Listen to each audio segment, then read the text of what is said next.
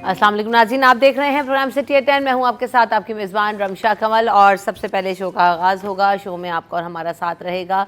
आज सैटरडे का दिन है, 10 बजे से 12 बजे तक हम आपके साथ होते हैं। लेकिन जब भी सैटरडे आता है तो मैं यकीनन ये बात कहती हूँ कि कुछ लोगों का वीकेंड फ्राइडे के बाद स्टार्ट हो जाता है, कुछ लोगों के बाद सिर्फ संडे की उनकी छुट्टी होती है। लेकिन जो भी दिन मिले, एक दिन मिले, 2 दिन मिलें, या जितने दिन भी आपका ऑफ हो, तो आप उसमें रिलैक्स करें, एक अच्छा फैमिली टाइम स्पेंड करें। और जो है ना, हम देख रहे होते हैं बहुत सारे जो है ना वो रूटीन में हम चल रहे होते हैं, तो कुछ ना कुछ खिलाफ तवक्का रूटीन के किया कीजिए, और वो अच्छे में किया कीजिए। ये ना हो कि आप बुरा कर जाओ, कहें रमशा ने तो कहा था कि खिलाफ तवक्का होना चाहिए। ऐसा नहीं, रूटीन से आप थोड़ा सा हटते हैं, ब्रेक लेते हैं, तो भी आप फ्रेश हो जाते हैं और अच्छा फील करते हैं। तो ब्रेक कीजिए, उसको वॉक पे जाइए भले, या जो है किसी पार्क में विज़िट कीजिए, कहीं बच्चों के साथ डाइन आउट कर लीजिए, कुछ भी कीजिए, फ्रेंड्स में बैठ जाइए, लेकिन एक अच्छा वक्त गुजारने की ज़रूर कोशिश की, अच्छी स्लीप ज़रूर लीजिए। वीकेंड आता है तो हम सब जो है ना वो जब थोड़ा सा अपने आप को ब्रेक लेते हैं, चीज़ें चेंज करते हैं, तो फ्रेश होकर अगले वीक के लिए काम करने के लिए तैयार हो जाते हैं। तो इसी बात के साथ जो है ना वो आज की स्टोरी पर भी नज़र डाल लेते हैं कि वो क्या है। तो हम देख रहे हैं, बहुत पुराने ज़माने की बात है कि इटली के गांव में एक बिजनेसमैन रहता था जिसकी एक बेटी थी, और वो बहुत खूबसूरत थी। वो काफ़ी छोटा बिजनेसमैन था। उसने एक बड़े बिजनेसमैन से कर्जा भी लिया हुआ था, और कर्ज जो था वो काफ़ी ज़्यादा था। बहुत जो बड़ा बिजनेसमैन था, ये थोड़ा सा शक्ल और सूरत में भी अच्छा नहीं था, बहुत बूढ़ा था, और उस छोटे बिजनेसमैन की शादी अपनी बेटी से करवाना चाहता था। एक दिन उस बड़े बिजनेसमैन ने एक शर्त ये रखी कि किस तरह उसका सारा कर्ज ख़त्म हो सकता है। कि बड़े बिजनेसमैन ने उससे कहा कि उसका सारा कर्ज माफ़ कर देगा, लेकिन अगर वो अपनी बेटी की शादी उसके साथ कर दे। उस गरीब बिजनेसमैन ने बड़ी हिकारत से बिजनेसमैन की तरफ देखा, और बड़े बिजनेसमैन ने कहा कि वो उस डील में एक और शर्त का इजाफा करता है। उसने पूछा कि वो कौन सी शर्त है। अमीर बिजनेसमैन जो था उसने कहा कि वो एक थैली के अंदर 2 पत्थर डालेगा, जिसमें से एक सफ़ेद होगा और एक काला। तुम्हारी बेटी आंख बंद करके उसमें से एक पत्थर निकालेगी, अगर बाहर आने वाला पत्थर काला हुआ तो सारा कर्ज माफ़ हो जाएगा, लेकिन साथ में उस बिजनेसमैन की बेटी को मेरे साथ शादी करनी होगी। अगर तुम्हारी बेटी ने सफ़ेद पत्थर को बाहर निकाला तो भी सारा कर्ज माफ़ हो जाएगा और उसको शादी नहीं करनी पड़ेगी। मेरे साथ इत्तेफाक से वो तीनों रास्ते ऐसे रास्ते पे खड़े थे कि जहाँ पर बहुत सारे पत्थर पड़े थे। अमीर बिजनेसमैन, छोटा बिजनेसमैन, उसकी बेटी, ये तीनों ऐसे रास्ते पर थे। इन तीनों के अलावा 2 लोग और उनके साथ थे जो गवाहों के तौर पर वहाँ पर मौजूद थे। उसी वक्त अमीर बिजनेसमैन ने 2 पत्थर उठाए, एक काला और एक सफ़ेद, और अपने थैले में डाल दिए। ऐसा उसने सबको दिखाने के लिए किया, मगर असलियत में उसने दोनों ही काले पत्थर उसमें डाले थे। बेईमानी कर गया। लेकिन इस छोटे बिजनेसमैन की बेटी ने ये नोट कर लिया, उसने दोनों पत्थर काले डाले हैं, इसलिए वो जो भी पत्थर बाहर निकालेगी, नतीजे में उसने बूढ़े के साथ शादी ही करनी होगी। थैले में पत्थर डालने के बाद उस अमीर बिजनेसमैन ने कहा कि तुम कोई एक भी पत्थर इसमें से बाहर निकाल लो। इस मौके पर लड़की ने उसके पास जो था ना 3 ऑप्शन थे कि वो एक ये कि वो थैले में से किसी भी पत्थर को बाहर निकाल कर, दूसरा ये कहे कि दोनों काले पत्थरों को थैले में से बाहर निकाल ले और बूढ़े को बेनकाब कर दे, लेकिन इस सूरत में इसके बाप के सर पर जो कर्ज था वो वैसे ही मौजूद रहता। तीसरा ऑप्शन ये, वो जानबूझकर काले पत्थर निकाल ले और अपने बाप को कर्ज माफ़ कराने के चक्कर में एक बूढ़े से शादी कर ले। लड़की ने कुछ देर के लिए सोचा कि आखिर मुझे क्या करना चाहिए। बहरहाल उसने आंखें बंद की, एक थैले में हाथ डालकर निकाला, और उसमें से पहले जो पत्थर दिखता वो पत्थर निकालते के साथ ही फिसल गया, जो उसके हाथ में काला पत्थर था, और वो पत्थरों में मिल गया। अब इस लड़की ने इस बूढ़े से कहा, ओह मेरा पाँव फिसल गया, इसके लिए मैं माफ़ी चाहती हूँ, लेकिन अगर आपके थैले के अंदर देखें तो आपको पता चल जाएगा कि इसमें से मैंने कौन से रंग का पत्थर निकाला है और कौन सा इसमें बचा हुआ है। अब जाहिर है कि जो थैले के अंदर पत्थर बचा था वो भी काले ही रंग का था। जब थैला खोला गया तो अंदर से काले रंग का पत्थर निकला, जिसका मतलब ये था कि लड़की ने जो पत्थर बाहर निकाला वो सफ़ेद रंग का था। नतीजा ये निकला कि अब लड़की के बाप का जो कर्ज था वो माफ़ भी हो गया, और लड़की को उस बूढ़े आदमी के साथ शादी भी नहीं करनी पड़ी। और दूसरी तरफ उस बूढ़े ने आसानी से, जैसे उसने कमिट किया था, कि उसे कर्ज़ा माफ़ करना पड़ा, और अपनी ही मक्कारी की वजह से उसका जो है वो पर्दा भी उड़ गया और उसे कर्ज़ा भी माफ़ करना पड़ा। इस कहानी से हमें सबक क्या मिलता है कि हम ज़्यादातर मुसीबतें और मुश्किलात जो ना हमारे अंदर हमारी सोच की वजह से हम पर टंगी रहती हैं, और हम अपनी सोच को सुधारते नहीं हैं। हम अलग पर्सपेक्टिव से नहीं सोचते, मुश्किल आ गई है तो उससे निमटना कैसे है और इसका मुकाबला कैसे करना है। अगर मुश्किल तैयार हों, थोड़ा सा सोचें और ट्रिक जो है वो अप्लाई करें, तो बहुत सारी मुश्किलों से निकाल सकते हैं हम खुद को। लेकिन मुझे यहाँ पर ये लगा, अशरफ खान साहब मेरे साथ यहाँ पर मौजूद हैं। अस्सलाम वालेकुम अशरफ भाई, कैसे हैं? Welcome to the show. Ashraf भाई की आवाज़ तो बड़ी ज़ोरदार गूंज रही है यार। वालेकुम सलाम, वालेकुम सलाम। अच्छा अशरफ भाई, तो ये मुझे लगा कि लड़की बड़ी स्मार्ट थी। नहीं Business स्टोरी जो है ना बहुत वो take over ज़बरदस्त थी। करने। एक पहेली लग रही थी आज, हमारी दादी लग रहा था पहेली हाँ। सुना रही है। और पहेली में भी वो जो मतलब मैं भी सोच रहा था कि एक वाइट पत्थर, ब्लैक पत्थर, और उसको कैसे वो करेगी, लेकिन जो ट्रिक इस्तेमाल की, यानी कि उस वक्त उसने अपनी अकल को इस्तेमाल बिल्कुल ऐसा किया ही और है। वो स्लिप हो गई और वो खुद ही वो फंस गया अपने जाल में। अब यानी कि स्टोरी में ये था कि अगर कोई आप मुश्किल में हो तो उस वक्त आप अपना दिमाग यूज़ करें कि किस तरीके से मुश्किल से निकल सकते हैं। मुश्किलात हर किसी के साथ सही आती हैं, बात है। लेकिन अगर उसे परेशान हो जाएं तो आप मज़ीद मुश्किल में फंस जाते हैं। तो इसलिए जो हमारे बड़े बुज़ुर्ग जो जैसे हमारी दादियाँ कहानियाँ सुनाती हैं उसमें ये कहती हैं कि ना आप अपनी अकल यूज़ करें और मुश्किल से निकलने के लिए अपनी जहानत का इस्तेमाल करें, जैसे इस लड़की ने किया। और बहुत अच्छा ज़बरदस्त मैसेज था, और ये स्टोरी मेरी दादी ने नहीं सुनाई थी। अच्छा, मैं भी सोच आप मुझे भी दादी कहते हैं ना, मैंने सुना दिया आपको। अच्छा, मैं भी ये सोच रही थी कि यार अब ये पढ़ते-पढ़ते पत्थर में करेगी क्या, ये कैसे होगा, ये तो शादी करनी पड़ेगी, क्या होगा? लेकिन वही वाली बात है कि उसने अच्छा दिमाग यूज़ किया, ट्रिक जो है ना वो अच्छी अप्लाई की। और वही वाली बात है कि सोचने के मुख्तलिफ ज़ाविये होते हैं। हम उस तरह से नहीं सोचे थे, उसने सोचा तो उसने जो है वो अपने आप को भी बचा लिया, अपने बाप को भी बचा लिया। तो एक अच्छी चीज़ हमें इसमें नज़र आई। चले जी, आज की जो टॉप स्टोरीज़ हैं उस पर नज़र डालते हैं। सबसे पहले कराची के लिए बिजली 10 रुपये 1 पैसे फ़ी यूनिट महंगी कर दी गई है और कराची के शहरियों को 10 रुपये 4 माह में देना होंगे। इजाफी वसूलियाँ जून से सितंबर 2024 तक की जाएंगी और जून में फ़ी यूनिट 2 रुपये 66 पैसे इजाफी जो है ना वो वसूल किया जाएगा। तो इजाफे का इतलाक़ इलेक्ट्रिक के लाइफलाइन सार्फिन पर नहीं होगा। इलेक्ट्रिक व्हीकल चार्जिंग स्टेशन पर भी इजाफे का इतलाक़ नहीं होगा, लेकिन आम सारिफ जो घर में बिजली इस्तेमाल कर रहा है उसके लिए बिजली महंगी कर दी गई है।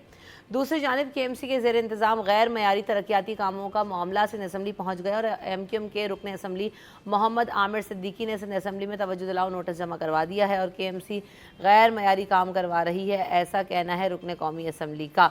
इसके अलावा जी मेयर कराची मुर्तज़ा वहाब साहब जो है पोर्ट कासिम मलीर पहुँच गए और मेयर कराची ने ज़िला मलीर के तौसी के इलाकों में सफाई सुथराई के कामों का जो है वो भी इफ्तिताह किया और ज़िला मलीर में शामिल होने वाले इलाकों को 500 डस्टबिन दिए जाएंगे और Sindh solid waste management board के तहत सफाई सुथराई का जायज़ा लिया जाएगा।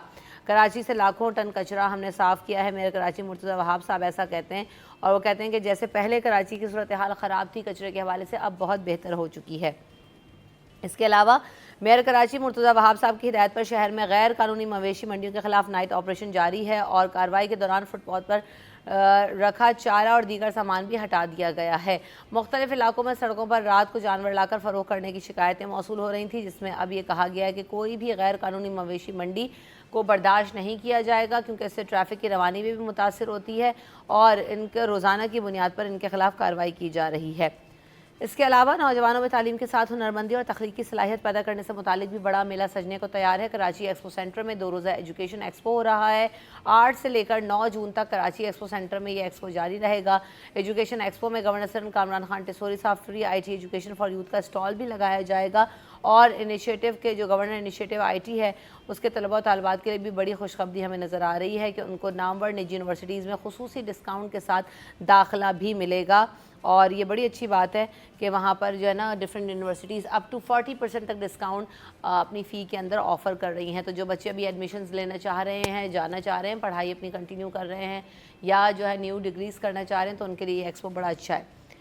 इसके अलावा नए माली साल का वफाकी बजट भी सामने आएगा और IMF से मुज़ाकरात हतमी मरहले में दाखिल हो गए हैं।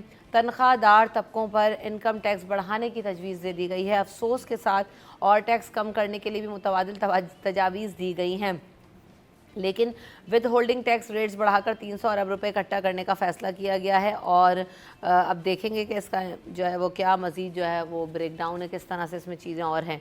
इसके अलावा ताजरों ने ईद उल अज़हा के बाद के इलेक्ट्रिक के खिलाफ सड़कों पर आने का ऐलान कर दिया है और ईद के बाद अवाम और ताजर के इलेक्ट्रिक का घेराव करेंगे। टिम्बर मार्केट के सदर और चेयरमैन शर्जील गोपलानी साहब का ऐसा कहना है। चेयरमैन ऑल सिटी ताजर भी हैं। नेपरा कराची वालों पर रहम करे और दुनिया में सबसे महंगी बिजली कराची वालों को दी जा रही है, ऐसा लग रहा है और नायाब भी है। शर्जील गोपलानी साहब ऐसा कहते हैं। इसके अलावा कराची समेत दिन भर में अमन अमान की सूरत हाल बेहतर ना हो सकी। महकमा दाखिला सिंध ने इंकशाफ किया है कि जनवरी 2019 से लेकर 2023 तक एक रिपोर्ट जारी की गई है जिसमें 17 शहरी दहशतगर्दी के वाक़यात में कराची में शहीद हुए हैं। इसके अलावा सूबे भर में 2284 केसेस जो हैं वो रिपोर्ट हुए हैं। इसके अलावा जो सिर्फ और सिर्फ इसमें कराची की तादाद है 1304 है। इसके अलावा कराची में स्ट्रीट क्राइम की बढ़ती हुई वारदातों और इसके नतीजे में मुतादिद अफराद की जानें भी जाने पर सिंध असम्बली के इजलास में अपोजिशन अरकान ने सख्त एहतजाज किया और कल अपोजिशन ने भी एहतजाज किया, साथ साथ असम्बली का इजलास हुआ, उस हवाले से भी अपडेट्स आप तक शेयर करेंगे। अशरफ खान साहब, बिजली की कीमतों में एक दफ़ा फिर इजाफा नज़र आ रहा है, 10 रुपये तक महंगी कर दी गई उठा के एकदम। अगर देखा जाए इस वक्त जो आवाम के लिए मुश्किलात पे मुश्किलात आ रही हैं, और कल जो नेपरा ने फ़ैसला किया, दरख्वास्त की गई थी, ये आप हैरान होंगी सुन के कि पिछले साल जून 2023 से मतलब और ये मार्च 2024 तक का जो फ्यूल एडजस्टमेंट, माहाना फ्यूल एडजस्टमेंट था, उसकी दरख्वास्त की थी के इलेक्ट्रिक ने नेपरा को, और वो दरख्वास्त तो खैर 18 रुपये 50 पैसे की थी दरख्वास्त की। जो अवामी समाअत हुई तो नेपरा ने कल जो है फ़ैसला सुनाया कि अगले 4 महीने, यानी कि अब जो अगले 4 महीने हुए जून जुलाई अगस्त सितंबर तक जो बिल आएंगे, उसमें तकरीबन मजमूई तौर पर 4 महीने 10 रुपये 1 पैसे पर यूनिट इजाफी आवाम से लिया जाएगा।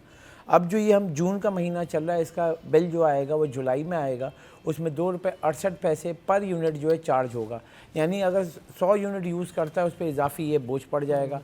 उसी तरीके से अगर हम जाते हैं जून के बाद जुलाई वाले पे, तो उस पर 3 रुपये 11 पैसे आएगा, उसके बाद 3 रुपये 23 पैसे आएगा, और आखिर में सितंबर में 1 रुपये। तो मजमूई तौर पर 10 रुपये जी ये एक साथ नहीं है, एक साथ नहीं है, ये अगले 4 महीने में इसको डिवाइड करके, क्योंकि ये अगर मैं बताऊं कि नेपरा जो है ये कहीं पे भी ऐसा नहीं है कि अगर बोला जाए कि कराची में महंगी है, लाहौर में सस्ती है। ये नेपरा जो रेगुलेटरी अथॉरिटी है वो पूरे मुल्क में यकसा कीमत बिजली की रखता है। अब इसमें फ़र्क ये है कि के इलेक्ट्रिक पूरे पाकिस्तान में एक वाहिद एंटिटी है जो कि प्राइवेट है, बाकी सारे जो सरकारी हैं जो बिजली फराहम करते हैं, डिस्कोज जिसे कहते हैं, वो 29 के करीब है। तो उनको जो नेपरा डायरेक्टली, क्योंकि हुकूमत है पाकिस्तान से उसकी डीलिंग होती है, और डायरेक्ट उनकी बिजली की प्राइस बढ़ा देता है। हमारा डिले इसलिए होता है कि उनकी पहले वो सरकारी कीमतें तयन कर दी थी, फिर वो के इलेक्ट्रिक की उसकी हियरिंग करती है, जो समाअत होती है उसके बाद कराची की डिले से आती है। लेकिन इस वक्त देखा जाए पूरे मुल्क भर में बिजली की सेम कीमत है और सबसे महंगी कीमत है। ये बताएं कि जो बिजली की कीमत है, आपने बताया कि रेगुलेटरी अथॉरिटी नेपरा जो है वो उस चीज़ को बावर कराती है, तो क्या कि इलेक्ट्रिक के यूनिट में और जो बाकी जगहों के यूनिट है उसमें कितना फ़र्क है? सेम है बिल्कुल, क्योंकि कोई फ़र्क नहीं है। डिले ये है कि हमसे देर से वसूली की जाती है। अब हमारा ये है सवाल, और बिज़नेस कम्युनिटी का ये सवाल है कि जब आपका हो जाए हिसाब किताब, अब उसी मंथ में ले लें। अब पिछले साल जो मैंने अभी बताया स्टार्ट में कि जो ये आपकी जो बोझ है ये आप सोचें, पिछले साल जून 2023 में बिजली जो आप इस्तेमाल कर चुके हैं उसका बिल, उसकी अदायगी अब करेंगे। अब मतलब ये कहीं दुनिया में नहीं होता है कि आप जो पिछले साल में आपने कोई समोसा खाया, अब वो कह रहे हैं कि अब तेल महंगा हो गया, पिछले साल जो समोसा खाया था उसके पैसे दें, ऐसा नहीं होता है। एक आपकी अकाउंटिंग साइकिल होती है, जो हमने पढ़ा है, बिज़नेस लॉ ये कहता है, और बिज़नेस कम्युनिकेशन क्या होता है कि अगर आप कोई कारोबार कर रहे हैं तो उसकी कॉस्टिंग आप उसी मंथ निकालते हैं, और हर बिज़नेस जो है हर महीने आपकी इन्वेंट्री कंट्रोल देता है हुकूमत, जैसे FBR को, और उसके बाद आपका सेल टैक्स रिटर्न देता है। अब मैंने जो अपना काम किया, मैंने बिजली इस्तेमाल की, मैंने उस महीने का इस्तेमाल करके रिटर्न दे दिया। अब आप 1 साल बाद मुझसे कह रहे हो कि 1 साल पुराने वाजिबात दें, मैं उसको कहाँ एडजस्ट करूँगा? आप समझ रही हैं, आपने खर्चा कर दिया, यानी कि आपने पिछले साल जून में जो खर्चा किया, मैं कह रहा हूँ अब आप उसके पैसे दें। ऐसा कहीं सुना है आपने? मगर ये पाकिस्तान में होता है, और इसको, ये जो सिस्टम है ख़राब, इसको ठीक करना है। यानी ये गरीब आदमी पे आप पिछले साल का बोझ डाल रहे हैं, और वो भी ये छोटी मोटी अमाउंट नहीं है। अगर हम बोलें गवर्नमेंट अगर कहती है 2 रुपये 68 पैसे, वो आपके लिए 2 रुपये 68 पैसे इसलिए कि आपको फ्री बिजली मिल रही है। जो लोग ये फैसले कर रहे हैं उनको फ्री बिजली मिल रही है, फ्री पेट्रोल मिल रहा है, लेकिन यहाँ पे जो गरीब आवाम है वो रोज़ अपनी मेहनत करके या यौमी उजरत वाला हर कोई टैक्स दे रहा है। यहाँ पे मैं हैरान होता हूँ कि वो बोलते हैं कि लोग टैक्स नहीं दे रहे हैं। रमशा, आपके पास मासी आके काम करती है, मेड जो काम करती है, मोबाइल यूज़ करती है, क्या वो टैक्स नहीं देती है? सबसे पहले तो कहते नहीं कितने परसेंट, तो 100 रुपये के लोड में आधे पैसे तो आपके टैक्स की मद में कट जाते हैं। 68 रुपीज़ आते हैं। बताएं, अब आप सोचें ना कि वो एक मासी अगर मेड काम कर रही है, मोबाइल यूज़ करती है आपके कॉन्टैक्ट या घर वालों से कॉन्टैक्ट रहने में, उसके ऊपर भी आपने 32% टैक्स लगाया हुआ है। आप बोलते हैं कि लोग टैक्स नहीं दे रहे हैं। मसला है कि इस मुल्क में हर कोई, चाहे गरीब हो, ठेले वाला हो, हर कोई टैक्स दे रहा है, लेकिन वो टैक्स नेट में नहीं है। अब ये टैक्सेशन मजीद भी बढ़ने जा रही है, हम इस पर भी बात करेंगे। IMF से भी और जो है क्या कहते हैं FBR के ज़राए भी जो है ना वो मुख्तलिफ खबरें आ रही हैं, तो हम उस हवाले से भी डिस्कशन करेंगे, बट आफ्टर दिस ब्रेक।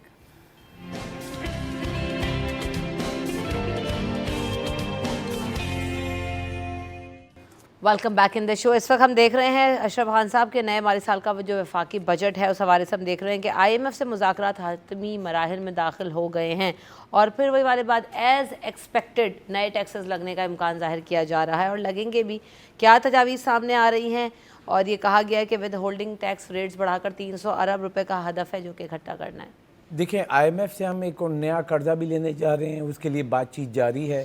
7 से 8 अरब डॉलर का नया मज़ीद जो है हम प्रोग्राम लेने जा रहे हैं। उससे उसके लिए जो नए माली साल का बजट है उससे पहले हम उनसे मुज़ाकरात भी कर रहे हैं। इससे पहले जो 15 दिन पहले जो हतमी हुआ था उसमें वज़ीर आज़म ने बहुत सारी तजावीज़ को मुस्तरद कर दिया, जिसमें एक देखें कि बैंकों से हमने जो खबर दी थी कि बैंकों से कैश विड्रॉ पे था 0.6 यानी कि लाख पे जो 600 रुपये था वो बढ़ा के 900 रुपये करने का बोला था with holding tax non filer के लिए, वो मुस्तरद हो गया। दीगर जो टैक्सेस लगाने का इजाफी का तो वो वज़ीर आज़म ने मुस्तरद कर दिया। अब जब ये मुस्तरद किया गया तो उसके बाद IMF ने कहा जब ये मुस्तरद हुआ है तो अब आपका टैक्स कलेक्शन इस साल हो रहा है 9,400 अरब, आपको करना है 12,800 अरब, तो 3,400 अरब इजाफी टैक्स कहाँ से कलेक्ट करेंगे? तो उसके लिए उन्होंने कहा प्रपोज़ल नया दें। वो प्रपोज़ल के लिए दोबारा वज़ीर आज़म की हिदायत पे IMF से जो FBR की टीम ने रब्ता किया, जिसके ऊपर बताया गया अब वही हम लोग जो बच्चे कुचे रहते हैं तनख्वाहदार तबके की जो सैलरी स्लैब है उस पर बोझ मज़ीद डालने जा रहे हैं और कह रहे हैं कि उसके टैक्स रेट बढ़ा दिया जाए। फिर उसके बाद दूसरा ये है कि विद होल्डिंग टैक्स यानी इजाफी टैक्स होता है ये, और वो विद होल्ड किया जाता है। जो लोग टैक्स नेट में नहीं है उनको टैक्स नेट में लाने के लिए उसको कहा है कि उसको 1 से 2% टैक्स बढ़ा दिया जाएगा और टैक्स रेट बढ़ा के 300 अरब इजाफी, ये वो नहीं 300 अरब जो वसूल किया, जैसे 500 अरब वसूल हो रहे तो 300 अरब इजाफी वसूल होंगे अगले माली साल। उसी तरीके तजवीज़ ये दी गई है मज़ीद जो एग्रीकल्चर सेक्टर जो है जिसमें वो मराद दी हुई थी, जैसे ट्रैक्टर पे सेल टैक्स जो है 8% था अभी 18% है, तो कहने उसको पूरा 18% लो। और खाद पे टैक्स लगाने को बोला है, फर्टिलाइज़र और दीगर चीज़ों पे टैक्स लगाने का बोला। जो मराद दी हुई थी ना वो IMF ने कह दिया कि भाई आप इसको ख़त्म करें, और उसके साथ साथ बोला है जो टैक्स नेट में नहीं है उसको टैक्स नेट में लाएं, जैसे कि हमारे नॉन फाइलर की बात की जा रही है। अब यहाँ पे जो सवाल ये बनता है तो गवर्नमेंट भी ये देखे, अब ताजिर दोस्त स्कीम आई थी उसके लिए बोला कि क्या अपडेट है। रमशा आप हैरान होंगी, मतलब कि आप भी बाज़ारों में जाती हैं, सिर्फ कराची में लाखों की तादाद में दुकानें हैं। FBR की ताजिर दोस्त स्कीम 1 अप्रैल को शुरू हुई थी, अब तक मुश्किल से 25,000 लोग रजिस्टर्ड हुए हैं। कितने? 25,000 ताजिर जो हैं, सिर्फ 25,000। यहाँ पे कम से कम जो ना 20 लाख हो जाने चाहिए थे। अब कंसर्न क्या है कि क्यों नहीं हो रहे? देखें ताजिरों का अपना कंसर्न है, फिक्स टैक्स, फिर उसके बाद उनकी इन्वेंट्री, ये वो। अब वो जो आपको पता है दुकानों पर कोई इतना पढ़ा लिखा और ये सब नहीं है, उसको मतलब वो कह रहे हैं कि हर महीने की जो है आप इन्वेंट्री कंट्रोल दो। इन्वेंट्री कंट्रोल क्या कहलाती है? आपने कितना माल ख़रीदा, कितना बेचा, बचा हुआ कितना है। अब इतना वो एक परचून की दुकान है उसको तो खुद नहीं पता होता है, रोज़ का चीनी वो खोल के बेच रहा होता है। अब वो उसकी भी हिसाब करे कि भाई चीनी मैंने जो 50 किलो का जो बोरी खोली है उसने 10 किलो बेच दी है, 40 किलो पड़ी हुई है। अब ये इतना मतलब तो वो क्यों चाह रहे हैं ये करवाना? ये चाह रहे हैं कि टैक्स नेट में आने के लिए उनकी तमाम सेल्स पे जो है टैक्स आयद किया जाए और उनको टैक्स नेट में लाया जाए। इसके लिए बहुत सिंपल फार्मूला था कि जो तभी तो वो ताजिर दोस्त स्कीम में ताजिर आना नहीं चाह रहे, वो अतीक साहब भी इसका कोई इंटरेस्टेड नहीं थे जो आए थे। कोई एक फिक्स टैक्स, जैसे सैलरी पे आप एट सोर्स काट लेते हैं, हमारी सैलरी आती है टैक्स कटी हुई आती है ना, एट सोर्स कटती है, जो एम्प्लॉयर है वो काट के देता है। इसी तरीके से आप उनके ऊपर पर दुकान पे फिक्स टैक्स लगा देती है। हमने खबरें भी, जो टैक्स माहिरीन है, कराची टैक्स बार के साबिक सदर ने जिशान मर्चेंट, उन्होंने बहुत अच्छा प्रपोजल दिया था कि एक तो पहली बात आपको ये नहीं पता है दुकानें कितनी हैं, क्यों डॉक्यूमेंटेड नहीं है। एक सर्वे हुआ था, उन्होंने कहा कि जब FBR का तो एक हमारी जो है इकोनॉमिक काउंसिल की एक टीम बनी थी, उन्होंने सर्वे किया था उस वक्त, ये मैं बता रहा हूँ आज से 5 साल पुरानी बात, उसे 50 लाख दुकानें थे। अब 5 साल बाद अगर हम देखें तो कंस्ट्रक्शन हुई, ये सब हुई, तो 55 लाख दुकानें तो होंगी। उन्होंने कहा 55 लाख मुल्क भर में जो दुकानें उस पर फिक्स टैक्स लगा दें। एग्जाम्पल लेते हैं 2,000 रुपये पर मंथ लगाया तो 24,000 रुपये आ गए, तो हर दुकानदार रजिस्टर्ड हो गया। कह रहे हैं इनिशियल स्टेप तो लें। अब आप उसको ताजिर दोस्त स्कीम में लाएँ, 1,200 रुपये फिक्स टैक्स बोल लें, लेकिन उसके बैकग्राउंड पे ये नहीं बता रहे हैं कि उसको मजीद सेल्स के ऊपर कितना देना है, क्योंकि माल आप बेचते हैं ना, जैसे आपने ये माल, जैसे मोबाइल आपने दुकान में रख लिए, 10 मोबाइल बेचे, अब 10 मोबाइल पे आपने कमाया 10,000 रुपये, वो आपकी इनकम हुई। अब उसके ऊपर 10,000 रुपये आपको हर महीने उसके ऊपर इनकम टैक्स देना है। अब उसको नहीं पता है ना, वो अब इसकी इन्वेंट्री भी रखे, फिर वो इतना डाटा रखे। ये एप्लीकेबल नहीं है। अच्छा, नॉन फाइलर्स को फाइलर्स बनाने के लिए भी ना बड़ी हमने देखा कि कैंपेन्स रन हुई, ये भी कहा गया कि सिम्स बंद हो जाएंगी और ये हो जाएगा। वाकई क्या इन मेजर्स से फाइलर नॉन फाइलर बन जाएंगे? देखें, आपने मतलब बहुत अहम सवाल उठाया है कि अभी तो सिम बंद भी किए हैं, 5,16,000 जो है नॉन फाइलर डिडक्ट किए। बड़ा कारनामा नहीं है इसमें माजरत के साथ FBR का, कि वो फाइलर हैं जो कि फ़ाइल कर रहे थे और इनके जो पिछले साल के जो रिटर्न फाइल हो रहे थे, इनकम टैक्स गोशवारे ऑनलाइन मोबाइल पे, वो नहीं, मेरा भी इशू था और मैं भी भर रहा था, तो नहीं, मैं उनको फ़ोन कर रहा हूँ कि भाई वो कह रहे हैं वो लोड है। अब आप सोचें ना कि लोग एंड टाइम पे जब आ रहे हैं और अपलोड कर रहे हैं अपना इनकम टैक्स रिटर्न। मेरा तो ये बहुत सिंपल सा है, पूरी दुनिया को आप फार्मूला देखें ना क्या है, मेरा एट सोर्स कटता है रमशा, आपका भी एट सोर्स टैक्स कट जाता है। अब वो कौन दे रहा है? एम्प्लॉयर। तो जब मेरा NTN बना हुआ है, मेरा एट सोर्स कट रहा है, मेरे बैंक का डाटा आपके पास है, मेरा CNSE आपके पास है, आपके सामने आ गया अशरफ साहब के एग्जाम्पल, पूरे साल में 60,000 रुपये टैक्स कटा है, आपको आगे आप उसको नील कर दें। सैलरीड पर्सन को जो इनकम टैक्स रिटर्न की जो बात करते हो, कैसे भरेगा भाई? जब तक मेरा एम्प्लॉयर मुझे सर्टिफिकेट नहीं देगा, वो तो भर रहा है ना। आप उनको पकड़ें जो टैक्स नेट में नहीं है। मेरे ख्याल से तो सैलरीड वाले तो ठीक है अपनी जगह, उनका तो ऑलरेडी एट सोर्स जैसे आपने कहा कि कट रहा है और उनको चैनलाइज करना भी कोई मुश्किल काम, आपने सोल्यूशन भी दे दिया।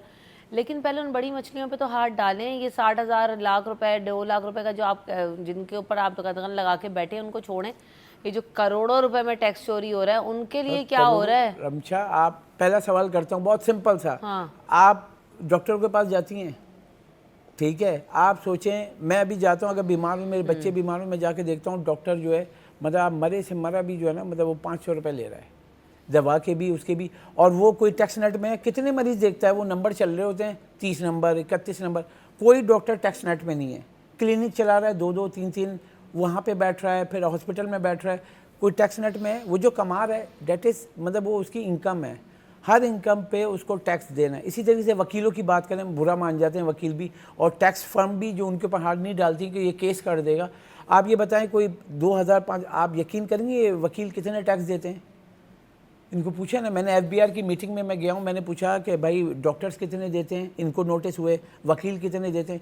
एक सिंपल सा है, किसी भी एक कंपनी से पूछें, सुप्रीम कोर्ट के लिए कोई अगर वकील हायर करते हैं, वो कितना लेता है आपसे कंसल्टेंट फीस? करोड़ों रुपए लेता है। टैक्स कितना देता है?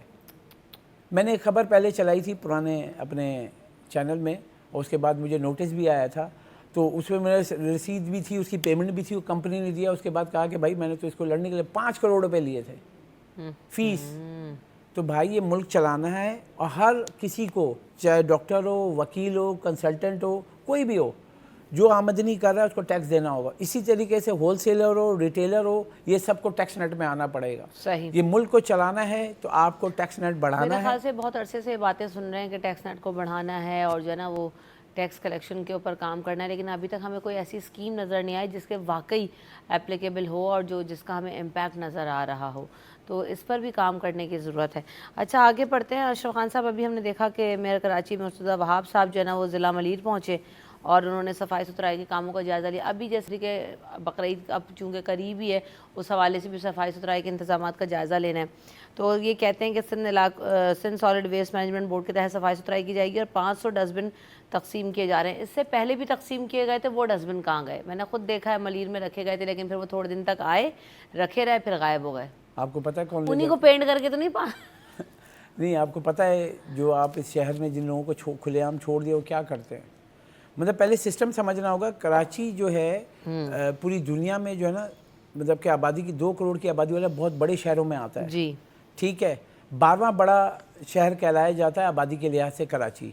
इतनी आबादी वाले तो मुल्क होते हैं।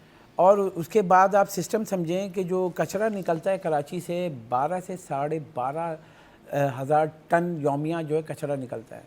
उसको जो उठाते कितने उठाते हैं? 10,000 टन। जो सॉलिड वेस्ट मैनेजमेंट का डाटा मैं दे रहा हूँ, 2 से 2,500 मैट्रिक टन रह जाता है कचरा रोज़ का। अब ये जो सिस्टम है, इसको ठीक करने के लिए आप जाएं तो जगह जगह आपको कचरा इसलिए नज़र आता है। इसके लिए क्या है, KMC, मैं तो हैरान होता हूँ, सॉलिड वेस्ट मैनेजमेंट बना दिया गया बोर्ड, उसके बाद KMC के लोग हैं वो भी उठाते हैं। और आप अगर इसके सिस्टम को देखें, अगर मेरे घर के पास से कचरा उठाते हैं तो KMC वाले उठा के एक जगह रखते हैं, फिर सॉलिड वेस्ट वाले अलग आते हैं, उसको उठा के ले जाते हैं। तो अब ये जो सिस्टम है गार्बेज कलेक्शन की, या शहरों मतलब शहर को साफ़ सुथरा करने के लिए, तो सबसे पहले आपको समझना पड़ेगा डेली आपका कितना कचरा आ रहा है और कितना उठ रहा है, कितना रह जा रहा है। तो किसका कसूर है ये? मतलब ये किसी और, मतलब हम जिस मुल्क से कर्जा ले रहे हैं उसका कसूर है? तो ये जो सिस्टम इंतज़ामिया है ना हमारी फ़ेल हो चुकी है। क्योंकि आप अगर ये बोलो कि भाई हमारे पास लोग नहीं है, हम कचरा, तो लोग इतने भरे हुए हैं, आपने गोश्त मुलाजमीन रखे हुए हैं, वो जो घर में बैठे हुए हैं।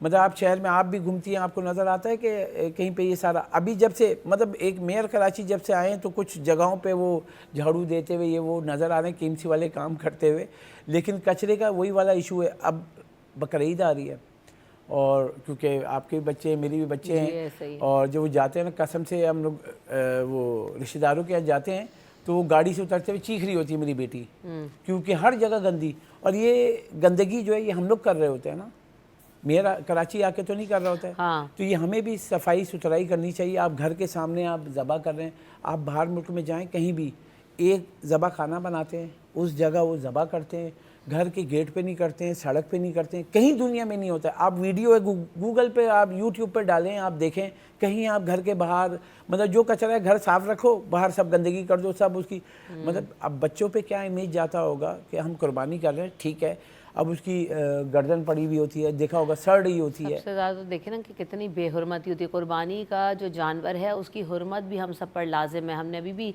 शो में कुछ दिन पहले हम जब हज और कुर्बानी के फरीज़े पे बात करते तो अशरफ खान साहब उन्होंने जो मुफ्ती साहब आए तो उन्होंने भी ये कहा कि सिर्फ मकसद ये नहीं है कि आपने जी खून बहा दिया, गोश्त खा लिया और कुर्बानी हो गई और बाँट दिया। भाई जो जानवर की हुर्मत है उसका ख्याल रखना, उसके गोश्त का जो है वो सही तरीके से उसकी तकसीम करना, उसका खून जो है वो इधर उधर यहाँ वहाँ गलियों में ना बहाना, ये भी उस जानवर की और कुर्बानी की जो है ना वो हुर्मत है। हमें इस चीज़ का ख्याल रखना चाहिए। वक्फ़ा ले लेते हैं, वक्फ़े के बाद हाजिर होंगे।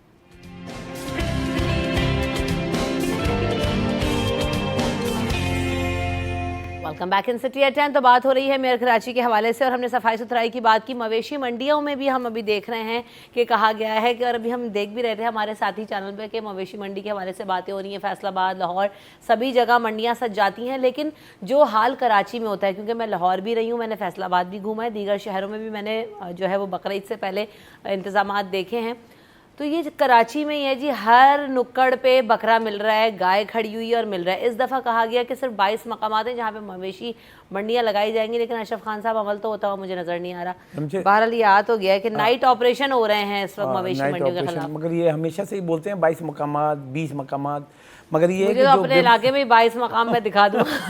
जैसे गुलशन में भी जगह जगह जो सिग्नल्स हैं, जैसे 13D वाली पे जाएंगे वहाँ पे आपको नजर आ जाएंगे गुच्छा लेके खड़े हुए होंगे और फिर ट्रैफिक जैम होता है। इस वक्त वैसे मजा बड़ा आता है कि गाड़ी का शीशा नीचे करके पूछो यार ये कितने गए बकरा, कितने हाँ, वो एक मज़ा भी आ रहा होता है। अब वो इस वक्त जो है जो प्राइसिंग की हम बात करें, जैसे हम गवर्नमेंट कह रही महंगाई की शरह कम हुई है, लेकिन अगर हम जानवरों को देखें, कल हमारे वसीम गए हुए थे तो मैंने कहा था, अरे वसीम की वो तस्वीर तो देते आप, वसीम की तस्वीर दिखाते, इतने बड़े वो बैल, सिब्बी के बैल के साथ, बड़े बैल के साथ, बहुत बड़े बैल के साथ, तो बता रहे हैं वो 50 लाख मांग रहा था, 30 मन का है।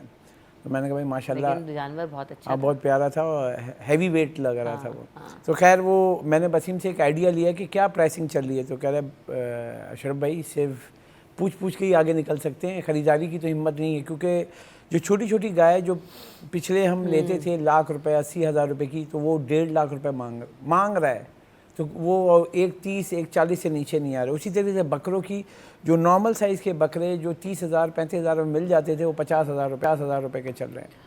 अब जो प्राइस डिफरेंस हम देखें, भाई आप तो पता नहीं फिर भी बहुत नॉर्मल प्राइस बता रहे हैं, 60-70 हज़ार रुपये, लाख रुपए से कम तो बकरा नहीं मिल रहा, जिसको आप वाकई कहोगे कि हाँ यार ये अच्छा जानवर जब आप लेते हैं। वो जो हैवी वेट जो है ना, जो बड़े साइज के जो बकरे वो तो हैं भाई लाख रुपए। आप जाके पूछेंगे से वहाँ भाई प्राइस, अब वो बोलेगा 1.20, आप कुछ मतलब बात भी नहीं कर सकते कितना। अगर आप उसको 60 बोलेंगे तो अंदर से फील होता है ये तो मारेगा। तो अब ये है कि प्राइसिंग जो है इतनी ज़्यादा, और प्राइस क्योंकि अगर मैं बताऊँ ना मंडी या कहीं पे भी जैसे सरकारी मंडियाँ जो लगती हैं उसकी कॉस्टिंग आपको समझनी होगी। एक जब कराची में इतनी बड़ी तादाद में जानवर आता है ना, तो वो आता है कहाँ से, सिंध से या पंजाब से। जब वो हाईवे से क्रॉस होता है रमशा, तो वहाँ पे पता है भत्ता चुंगी से लगी हुई है। अब पर बकरा पर गाय वो पैसे ले रहे हैं। किस बात की चुंगी, वो हमने कई दफ़ा चलाया है, कोई फ़र्क नहीं पड़ता है वो, क्योंकि यहाँ से कठोर से आगे है वो, कराची से अच्छा खासा दूर है। तो वो हमारे मतलब कि वो बहुत अच्छा खासा हैदराबाद और कराची के बीच में एक उन्होंने वो लगाई हुई है, जो ट्रक आते हैं जिसमें माल आता है, लोड होता है, जिसमें अब सोचे इतनी सारी गाय होती है, उसके वो प्राइस पर गाय वो ले रहा होता है। वो आप गाय का लेता है 1500 से 2000, बकरे का लेता है 1000 रुपये। अब वो कॉस्ट ऐड हो रही है, फिर उसका किराया ऐड है, फिर जब यहाँ आके मंडी में अगर कहीं लगा रहे हैं तो वो ले रहे हैं 2000 रुपये, बकरे के ले रहे हैं 1200 रुपये, और वो कॉस्ट ऐड होती जा रही है। जब आपने वहाँ पे मंडी पे रखा तो पानी पिलाने के पैसे, फिर वो जगह के पैसे, फिर वो जो व्यापारी रह रहा है खाना पीना कर रहा है उसके पैसे, तो किसके ऊपर कॉस्ट आ रही है? वो जो आदमी लेने जा रहा है। अब ये कॉस्ट जो हमें कम कैसे करनी है, जो इंतज़ामिया को काम करना चाहिए। जैसे कमिश्नर कराची कह रहे हैं कि 22 मुकामात पे लगेंगी, तो कमिश्नर कराची उसके लिए आगाही मुहिम भी दें और फ्री ऑफ कॉस्ट देना। अब वो अगर टेंडर कर रहे हैं आप लाखों रुपए का, तो रमशा आप सोचे ना, अब वो लाखों रुपए का टेंडर होकर वो जगह गई है तो इसकी कॉस्ट कौन पे करेगा? सार्फिन करेंगे। मगर आप ये देखें ना, पूरा एक सिस्टमाइज इसको करना चाहिए। जैसे मैंने अभी देखा बहुत सोशल मीडिया पे, आपने भी देखा बांग्लादेश में भी मुसलमान रहते हैं, वहाँ कुर्बानी होती है। आप देखें वहाँ पे पूरा सिस्टमेटिक है, वो आते हैं और गाय वगैरह और बकरे एक जगह पे बिल्कुल प्रॉपर मंडियाँ लगती हैं। हमारे यहाँ तो जाएँ वो तो कहाँ गाड़ी खड़ी करने, पैदल जाते जाते तो उसके लिए आधा घंटा तो वहाँ तक पहुँच जाएगा। ये सिस्टम हमारा जो है ना बहुत मुश्किल किया हुआ है। मसला एक और ये भी है कि हमारी ना वैसे ही कराची में ट्रैफिक की जो सूरत हाल है वो इंक्रोचमेंट की वजह से भी ख़राब है। और हमने देखा है कि ऑपरेशंस की बातें भी हो रही हैं कि जी ऑपरेशन हो रहा है तजावुज़ात के ख़िलाफ़, लेकिन वो जो ऑपरेशन होता है उसके बाद जो पोस्ट ऑपरेशन केयर है वो भी फ़ौरन तौर पे वापस आ जाते हैं। तो ये कल भी बात मतलब जो हमने पिछले हफ्ते बिल्कुल भी ऐसा ही है। सारी... और फिर ये भी देखें ना अशरफ भाई, फौरी तौर पर अगर आप तजावुज़ात हटा रहे हैं, मवेशी मंडी भी वहाँ पे लग जाए, फिर पार्किंग भी हो जाए, तो वाकई ट्रैफिक का निज़ाम तो दरम भरम हो जाता है। लेकिन वही वाली बात है कि इसको करवाएंगे कैसे, कैसे रेगुलेट, ये एक बड़ा सवाल निशान है। हमारी यहाँ बातें बहुत होती हैं लेकिन होता कुछ नहीं। अब मेयर कराची अगर विज़िट करें, जैसे बोल रहे हैं, वो रात को निकल के वो विज़िट करेंगे और कराची के शहरी को रिलीफ फराम करेंगे। तो ये जो जैसे रात में तो वैसे ही ट्रैफिक कम हो जाता है। वो ट्रैफिक वाले टाइम है ना, जैसे मैं तो यही कह रही हूँ, पीक आवर्स में निकले तो उनको दुख का अंदाजा हो कि आवाम गुजरते कैसे हैं। नहीं वो मगर एक पीक आवर में निकले, एक ख्वाहिश मेरी एक और भी है इसमें, पीक आवर में लिखने लेकिन AC ना चला रहे हो और विदाउट प्रोटोकॉल निकले। हाँ, और वो महसूस करें कि वो बाइक वाला या रिक्शे में जो जा रहे हैं और जो गरीब लोग हैं क्या महसूस करते होंगे इस गर्मी में और ज़बरदस्ती के फंसे हुए। तो यही जो मैं एक बार बहुत सिंपल, कराची एक मेगा सिटी है, कराची में जो सड़कें हैं बहुत कुशादा हैं, लेकिन हमने इस कराची के शहर की सड़कों को बर्बाद कर दिया है इंक्रोचमेंट, पार्किंग और इन सब से। और इसकी वजूहत क्या है कि इंतज़ामिया उस पर अमल नहीं करती। इसमें ट्रैफिक पुलिस मैं फिर कह रहा हूँ ये सब मुलव्वस हैं। आप जाएँ चुपचाप, आप कितनी रिपोर्टिंग की, आप जाएँ जौहर में जाएँ, गुलशन में जाएँ, आप सिर्फ बैठ जाएँ फुटपाथ पे, जो चाय वाले केबिन नहीं लगाए हुए हो उसके पास बैठ जाएँ। वहाँ पे देखेंगे मोबाइल आएगी, वो आएगा सबसे सारे केबिन, पान वाले केबिन से उन सबसे मुट्ठी गर्म करेगा और चले जाएगा। It's called a corruption. और इस करप्शन के लिए एंटी जो करप्शन यूनिट है वो भी वो पैसे ले रहा होता है, सब मिले में। कराची शहर को बेहतर करना है तो आप इस्लामाबाद चले जाएं, जाके देखें वहाँ क्यों नहीं हो रही है ऐसी चीज़ें।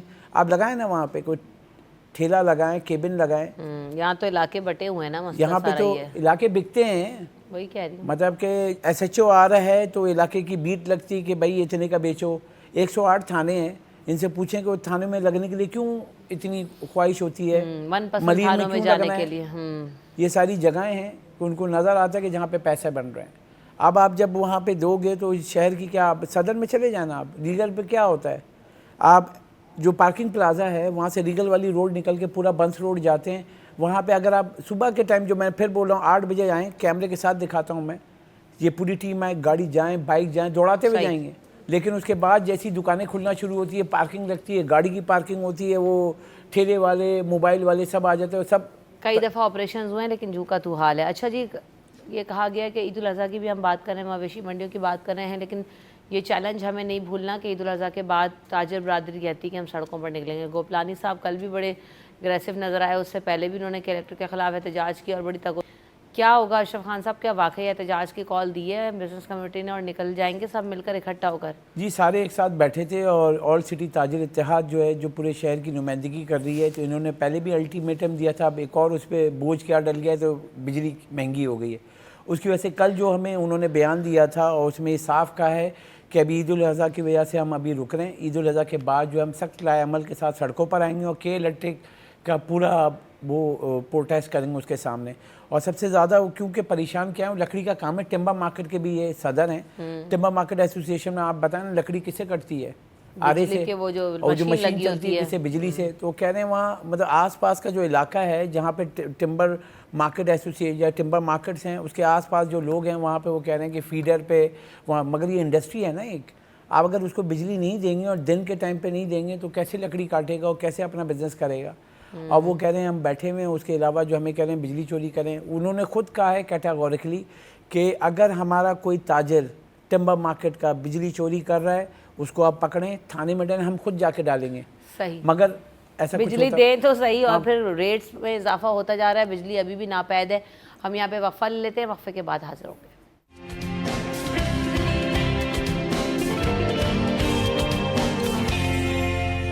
Welcome back in city at 10। तो जनाब अब हम बात करेंगे, आज हम देख रहे हैं कि वर्ल्ड ब्रेन ट्यूमर डे मनाया जा रहा है। और जब हम ब्रेन ट्यूमर की बात करते हैं तो सुनते ही लगता है कि यकीनन बिल्कुल एक बहुत ख़तरनाक बीमारी है, लेकिन हम आज ये जानने की कोशिश करेंगे कि जब जो ट्यूमर्स हो जाते हैं, और ख़ास तौर पे ब्रेन, हम कहते हैं ना कि इंतहाई sensitive part of the body होता है, और उसको जो ब्रेन ट्यूमर्स हैं क्या काबिल इलाज हैं, किस तरह से इनका इलाज होता है, और फिर ब्रेन ट्यूमर को कॉज करने की वजूहात क्या होती हैं, इन तमाम चीज़ों पर आज हम बात करेंगे। हमारे साथ डॉक्टर औरंगज़ेब अब्बासी साहब मौजूद हैं, आप न्यूरोलॉजिस्ट हैं। Welcome to the show doctor Aurangzeb. अस्सलाम वालेकुम, कैसे हैं आप? अल्हम्दुलिल्लाह ठीक, आप कैसी हैं? अल्हम्दुलिल्लाह ठीक ठाक।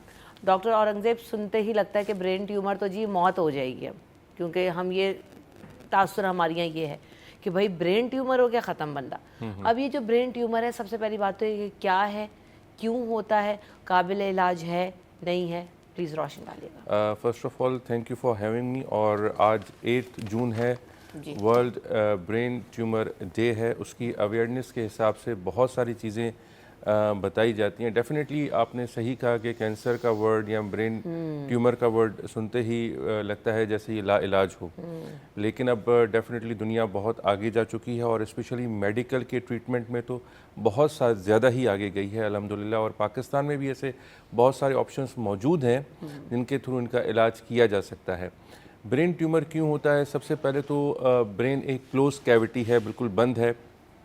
नॉर्मल सेल वहाँ बनते हैं, ख़त्म होते हैं, फिर नए सेल बनते हैं, लेकिन उनमें से अगर कोई एबनॉर्मल ग्रोथ हो जाए, एबनॉर्मल सेल्स बनना शुरू हो जाए जिनकी ग्रोथ दूसरे ब्रेन सेल से ज़्यादा हो, तो उसको कहते हैं ब्रेन ट्यूमर, और वो फिर अपनी जगह बनाता जाता है। जब वो जगह बनाता है, ब्रेन क्योंकि क्लोज है, तो पेशेंट को उसमें सिम्टम्स आना शुरू हो जाते हैं। रीज़न्स इसके क्या होते हैं? एक तो ये जेनेटिकली होता है, अगर फैमिली में चल रहा है, वालिदैन में से किसी एक को इस तरह से रहा हो। दूसरा रेडिएशंस की वजह से बहुत ज़्यादा होता है, आइदर वो मोबाइल की वजह से हों, डाई जो यूज़ होती हैं बहुत ज़्यादा लो क्वालिटी की, उनकी वजह से हो सकता है।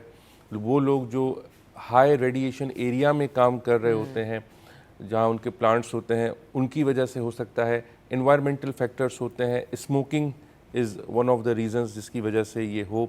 अब ये तो कुछ प्राइमरी रीज़न्स हो गए। सेकेंडरी में अगर जिस्म के किसी दूसरे हिस्से में कैंसर है, जैसे लिवर हो गया, लंग्स हो गया, ख़वातीन में अक्सर ब्रेस्ट का होता है, तो वो ब्रेन की तरफ जाता है, तो उसको हम मेटास्टेसिस या सेकेंडरी कॉज भी कहते हैं। तो ये आम वजूहात हैं जिसकी वजह से कैंसर ब्रेन का हो सकता है। अब उसको अगर हम वैसे भी डिफ़ाइन करें तो दो और टाइप से हो सकता है, बेनाइन और मैलिग्नेंट। बेनाइन वो जो फैले ना, सही, स्लो ग्रोथ है, वक्त के साथ 5-8 साल में उसने ग्रो किया है, और मैलिग्नेंट वो जो बहुत तेज़ी से फैले। तो इस तरह से इसके दो टाइप्स हैं। इसकी स्टेजेस भी हैं? जी हाँ, इसके जैसे मुख्तलिफ, हम हर कैंसर में देखते हैं कि स्टेज 1, 2, मतलब आप उसमें काबिल इलाज है, 3rd, 4th में ज़रा मुश्किल है, तो फिर इसकी यूजुअली 4 स्टेज होती हैं आमतौर पे, 1, 2, 3, 4, 1। और इससे प्रोग्नोसिस का पता चलता है कि पेशेंट को आगे किस चीज़ की ज़रूरत है। आइदर उसे शुआएँ लगनी चाहिए, नहीं लगनी चाहिए। अक्सर ग्रेड 1 के जो पेशेंट्स होते हैं, अगर उनका मुकम्मल ट्यूमर निकल चुका है तो उसमें फिर शुआओं वगैरह की ज़रूरत नहीं पड़ती है। लेकिन अगर ट्यूमर नहीं निकला या ग्रेड 3 या 4 में है, तो फिर रेडिएशन भी लगती है, और फिर उनको लाइफ स्पैन का भी बताया जाता है कि कितना होता है उनका।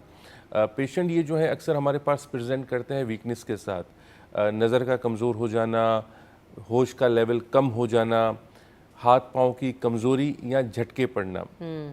अब इस तरह की जब अलामात आती हैं या उनको पता चलती हैं, तो बहुत सारे लोग अपना टाइम किसी दरूद, तावीज़ और इन चीज़ों में वो करते हैं। करवाएं बिल्कुल, उसमें कोई शक नहीं है, लेकिन मेडिकल अटेंशन भी उनको लेनी चाहिए, जिसकी वजह से अक्सर लेट हो जाते हैं पेशेंट हमारे पास।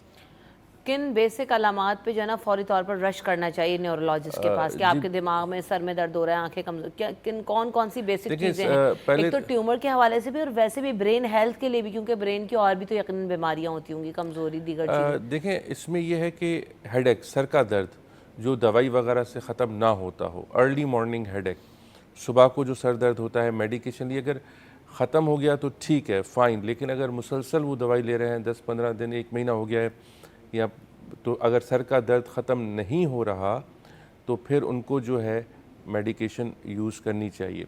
हाथ पाँव की कमज़ोरी, पावर का कम होना, जैसे हाथ और पाँव में पावर कम हो रही है, वो हाथ और पाँव का सुन होना, बोलने में प्रॉब्लम कि वो सही से बोल ना पाए, और नज़र का कमज़ोर होना। अच्छा, ये एक पर्टिकुलर अलामात ना हो, इसमें जब ये 2-3 आपस में कंबाइन होती है ना, then they should think about tumour. तो इस तरह से ये वो अलामात है जिसके पास उनको न्यूरोसर्जन के पास आना चाहिए, और then he will go for investigation. Pakistan में जो ब्रेन ट्यूमर्स हैं उनको किस तरह से ट्रीट किया जा रहा है और कितना अच्छा इलाज हो रहा है, कहाँ कहाँ हो रहा है, सस्ता है, महंगा है? डॉक्टर औरंगज़ेब इस हवाले से भी बताएं। ये बहुत आपने अच्छा सवाल पूछा, और इसमें बिल्कुल आपने जो इनिशियल में बात की थी कि इसमें कितनी हमारे पास एडवांसमेंट है। पाकिस्तान में अल्हम्दुलिल्लाह इसके बारे में बहुत एडवांसमेंट है। आजकल जो हमारे पास टूल्स ऑल ओवर पाकिस्तान जो अवेलेबल हैं बड़े अस्पतालों में, उनसे तकरीबन मुकम्मल ट्यूमर को निकाल दिया जाता है। लेकिन अक्सर अगर ट्यूमर किसी ऐसी जगह पे है जहाँ पे बहुत इंपॉर्टेंट वेसल्स हैं या कोई ऐसी नर्व आ गई है जिसको बचाना बहुत ज़रूरी है, तो फिर उनको वहाँ तक छोड़ दिया जाता है, या बहुत दिमाग के डीप हिस्से में हो तो फिर ट्यूमर को अगर छोड़ा जाता है तो फिर उनमें शुआएँ लगती हैं। अब शुआओं का जो है पाकिस्तान में बहुत एडवांस सिस्टम है। उसमें ब्रेन के लिए ख़ास तौर पे सबसे पहले गामा नाइफ आती हैं, जो गामा नाइफ रेडिएशन जो है वो जो लोग सर्जरी ना करवाना चाहें उनके लिए भी है, छोटे ट्यूमर्स जो हों, या जो सर्जरी के बाद रिमेनिंग पोर्शन उनका बचता है उसको भी किया जा सकता है। पाकिस्तान में वो कराची में अवेलेबल हैं, 2 सेंटर्स उनके हैं, कराची में अवेलेबल हैं, और अराउंड डिसेंट कॉस्ट उसकी पड़ जाती है। और दूसरी चीज़ है साइबर नाइफ। सेंटर्स में हो रहा है गामा नाइफ ट्रीटमेंट? सबसे पहले तो न्यूरोस्पाइनल कैंसर केयर में होता है। वो ये सर्विस अपनी पिछले 15-16 साल से प्रोवाइड कर रहे हैं, और मोस्ट एडवांस ट्रीटमेंट उनके पास मौजूद है। उसके अलावा डॉ यूनिवर्सिटी में भी इनका है। साइबर नाइफ भी होता है, जना में cyber knife is another option. Cyber knife में क्योंकि अभी रिसेंटली कुछ ईयर पहले ही आया है, मेरे ख्याल से साल भर या 1.5 साल। जी हाँ, वो यहाँ पर भी मौजूद है और पंजाब में भी मौजूद है। तो उसके बाद लेकिन ये वो चीज़ें हैं जो आफ्टर सर्जरी डॉक्टर रिकमेंड करता है इफ़ नीडेड, और ऐसा नहीं है कि प्राइमरी तौर पे भी ये ली जा सकती हैं ट्रीटमेंट, लेकिन वो एक पूरा बोर्ड होता है जो डिसाइड करता है कि either patient should go for this या सर्जरी होगी, दोनों में से, क्योंकि ब्रेन का प्रेशर कितना है, उसका साइज़ कितना है, हाथ पाँव में कितनी कमज़ोरी हो रही है, ये सारी चीज़ें असेस करने के बाद ही ऑप्शंस डिसाइड। कराची में इन ट्यूमर्स का इलाज कौन कौन से अस्पतालों में हो रहा है? सीधा गवर्नमेंट सेक्टर में भी और प्राइवेट में, तो अभी बता दें क्योंकि आवाम को ताकि पता हो जिनके पेशेंट्स हैं। और दूसरी बात ये कि कितना जो है वो कॉस्ट इसकी कितनी एक अमाउंट होती है, क्या बहुत महंगा है या इकनॉमिकल है, फ्री हो रहा है, क्या हो रहा है हमारे पास? देखें, इसमें जो प्राइवेट सेक्टर में तो न्यूरोस्पाइनल कैंसर केयर इंस्टीट्यूट है जो गामा नाइफ रेडिएशन प्रोवाइड कर रहा है पिछले 15 इयर्स से, और उनके पास मोस्ट एडवांस्ड इक्विपमेंट है। सेकंड डॉ में भी है, और अराउंड इसकी कॉस्ट 5 लाख to 6 लाख पड़ जाती है पर पेशेंट। जो लोग बाहर से करवाते हैं वो यही ट्रीटमेंट अगर लेके आते हैं तो अराउंड 40 लाख 50 लाख, लेकिन फिर वो डेफिनेटली फॉलोअप पे नहीं जा सकते, फिर वो हमारे पास ही उनको आना पड़ता है। तो मशीन वही है, क्योंकि इक्विपमेंट तो एक ही कंपनी देती है ना, तो यहाँ पे भी वो इंस्टॉल्ड है। तो प्राइवेट और गवर्नमेंट में तो ये हैं। उसके अलावा साइबर की बात करें तो वो हमारे पास JPMC में मौजूद है, और पंजाब में गोरकी इंस्टीट्यूट जो है उनके पास भी मौजूद है जो पंजाब के पेशेंट्स होते हैं। लेकिन हमारे पास कराची में ऑलमोस्ट पूरे पाकिस्तान से पेशेंट आते हैं, अफ़गानिस्तान से आते हैं, इवन UK से भी पेशेंट्स आते हैं, बिकॉज वहाँ पे बहुत बहुत महंगी ट्रीटमेंट है, बहुत कॉस्टली पड़ती है उनको। तो हम यहाँ पे एक कॉलर है, उनको शामिल करते हैं। अस्सलाम वालेकुम। वालेकुम रमशा, कैसे हैं आप? अल्हम्दुलिल्लाह। याहया, आप बताइए आप कैसे हैं? बस हफ्ते को आप ही का शो आता है तो हम आपको जरूर फोन करते हैं हफ्ते वाले दिन। तो बस आपकी वजह से हम शो कर रहे हैं हफ्ते वाले दिन। मेरे डॉक्टर आपको बहुत सलाम है। बात ये है कि मैं तो सबसे पहले डॉक्टर से बिल्कुल अप्रिशिएट करना चाहूंगा। हमारे यहाँ बहुत से न्यूरो सर्जन मौजूद है, कार्डियक सर्जन मौजूद है। तो मैं समझता हूँ कि अल्लाह का शुक्र है कि हमारे यहाँ बहुत सारे लोग इस तरह काम, और न्यूरो सर्जरी और न्यूरो सर्जन न्यूरो के मुताबिक बड़ा प्रिसाइज किस्म के काम होते हैं, बड़े सेंसिटिव काम होते हैं। तो ये बड़ा मतलब इसके लिए बड़ा वो करना पड़ता है। तो मैं ये मेरा क्वेश्चन ये, क्योंकि देखिए बात ये डॉक्टर, ट्यूमर अक्सर बात ऐसा होता है कि वो बहुत देर में डायग्नोस होता है, उस पर काफी मामला बिगड़ चुका होता है। अब कभी भी ब्रेन से रिलेटेड जो डिजीजेज होती हैं, तो हम जब डॉक्टर्स के पास जाते हैं, हमारे ब्रेन में कभी कभी पेन हो रहा होता है, तो हम पेन किलर्स ले लेते हैं, जनरल फिजिशियंस भी वो जो है फौरी मतलब कोई ऐसा टेस्ट वगैरह नहीं कराते। फिर मेरे भाई के साथ ये हो चुका है, उनको तो इंसेफ्लाइटिस हो गया था, तो वो बहुत देर में पता चला था, उसके जो है ना उसके न्यूरॉन्स डेड हो गए थे, बड़ी देर बाद उसको डायग्नोसिस बच नहीं सका।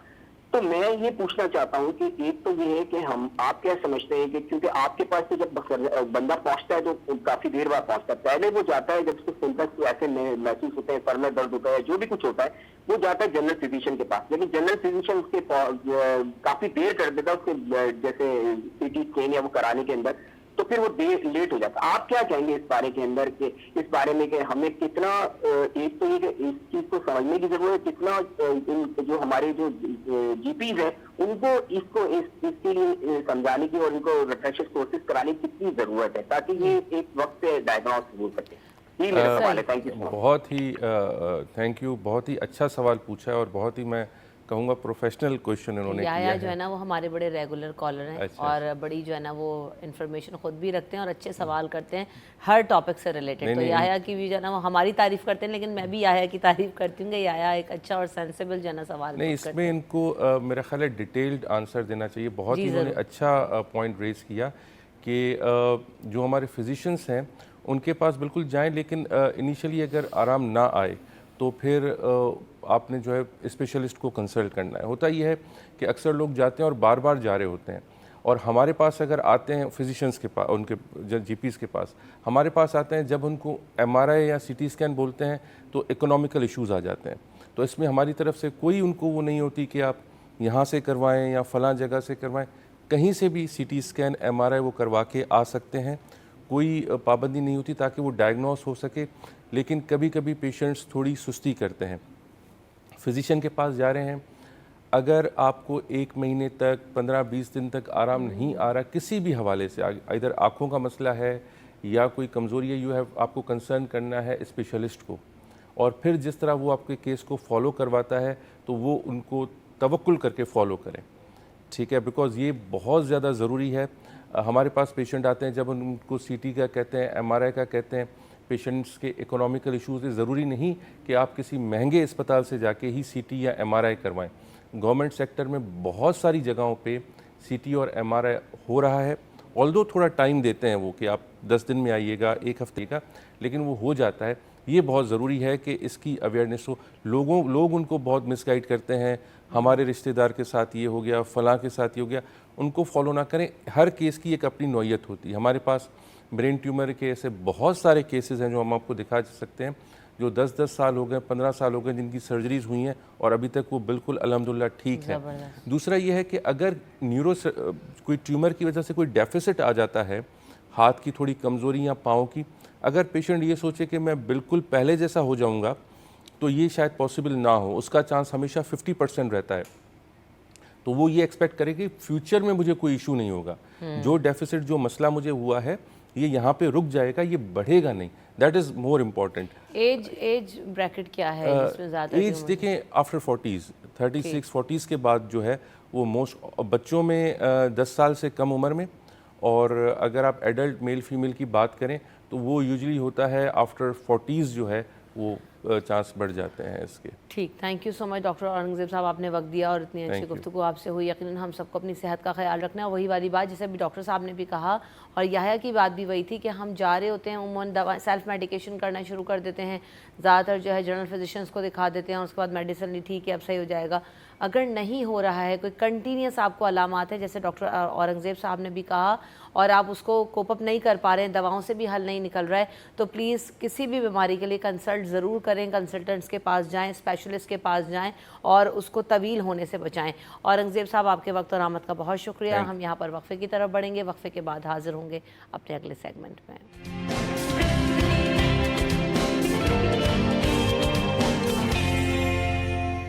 Welcome back in city at 10। तो जनाब, आज के इस सेगमेंट में हम बात करेंगे, अभी हमने देखा कि एक दो दिन पहले हमने बड़ी गुफ्तगू की थी इस हवाले से कि आपने एक अच्छी जॉब हासिल कैसे करनी है, और बार बार हमने उस चीज़ पे फोकस किया था कि जब यूनिवर्सिटी ग्रेजुएट्स पास आउट हो जाते हैं तो समझ नहीं आ रहा होता कि जी कौन सा स्किल डेवलप करें, अपने आप को किस तरह से जो है ना वो कॉर्पोरेट सेक्टर में इंगेज कर सकते हैं, कोई अच्छी नौकरी हासिल कर सकते हैं, उसके लिए स्किल डेवलपमेंट कितनी ज़रूरी है, क्या क्या आपको आना चाहिए, इन तमाम चीज़ों पर हमने बात की थी।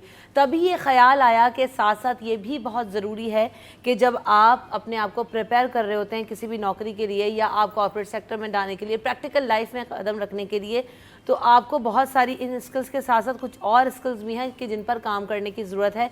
और वो क्या हैं? आपकी ग्रूमिंग कितनी मैटर करती है, आप अपने आप को प्रोजेक्ट किस तरह से करते हैं, और बार बार ज़ैनब आती हैं तो ज़ैनब कहती हैं कि आपकी सेल्फ ब्रांडिंग जो है वो बहुत ज़्यादा इंपॉर्टेंट है। तो सेल्फ ब्रांडिंग में आपका सब कुछ आ जाता है कि आप कैसे बात करेंगे, कैसे कपड़े पहनेंगे, किस तरह से आप दाखिल होते हैं, आपकी सीवी क्या कहती है, इन तमाम चीज़ों को हमने कैसे ग्रूम करना है, किस तरह से अपने आप पर काम करना है, कॉन्फिडेंस को कैसे बिल्डअप करना है, इन तमाम चीज़ों पर बात करेंगे। हमारे साथ हमारे जो HR स्पेशलिस्ट हैं, ट्रेनर्स हैं, वो मौजूद हैं, ग्रूमिंग एक्सपर्ट्स हैं, वो आपको इस हवाले से गाइड करेंगे। तो सबसे पहले एनी अरसलान मेरे साथ मौजूद हैं। Welcome to the show Annie. आप जो है वो आर्टिस्ट डेनिम मिल से भी वाबस्ता हैं, HR हेड भी हैं। Welcome to the show Annie. और साथ साथ जो है हमारे साथ मीर मुर्तज़ा बोगियो साहब भी मौजूद हैं, आप भी ट्रेनर हैं, HR एंड ग्रूमिंग एक्सपर्ट हैं। Welcome to the show.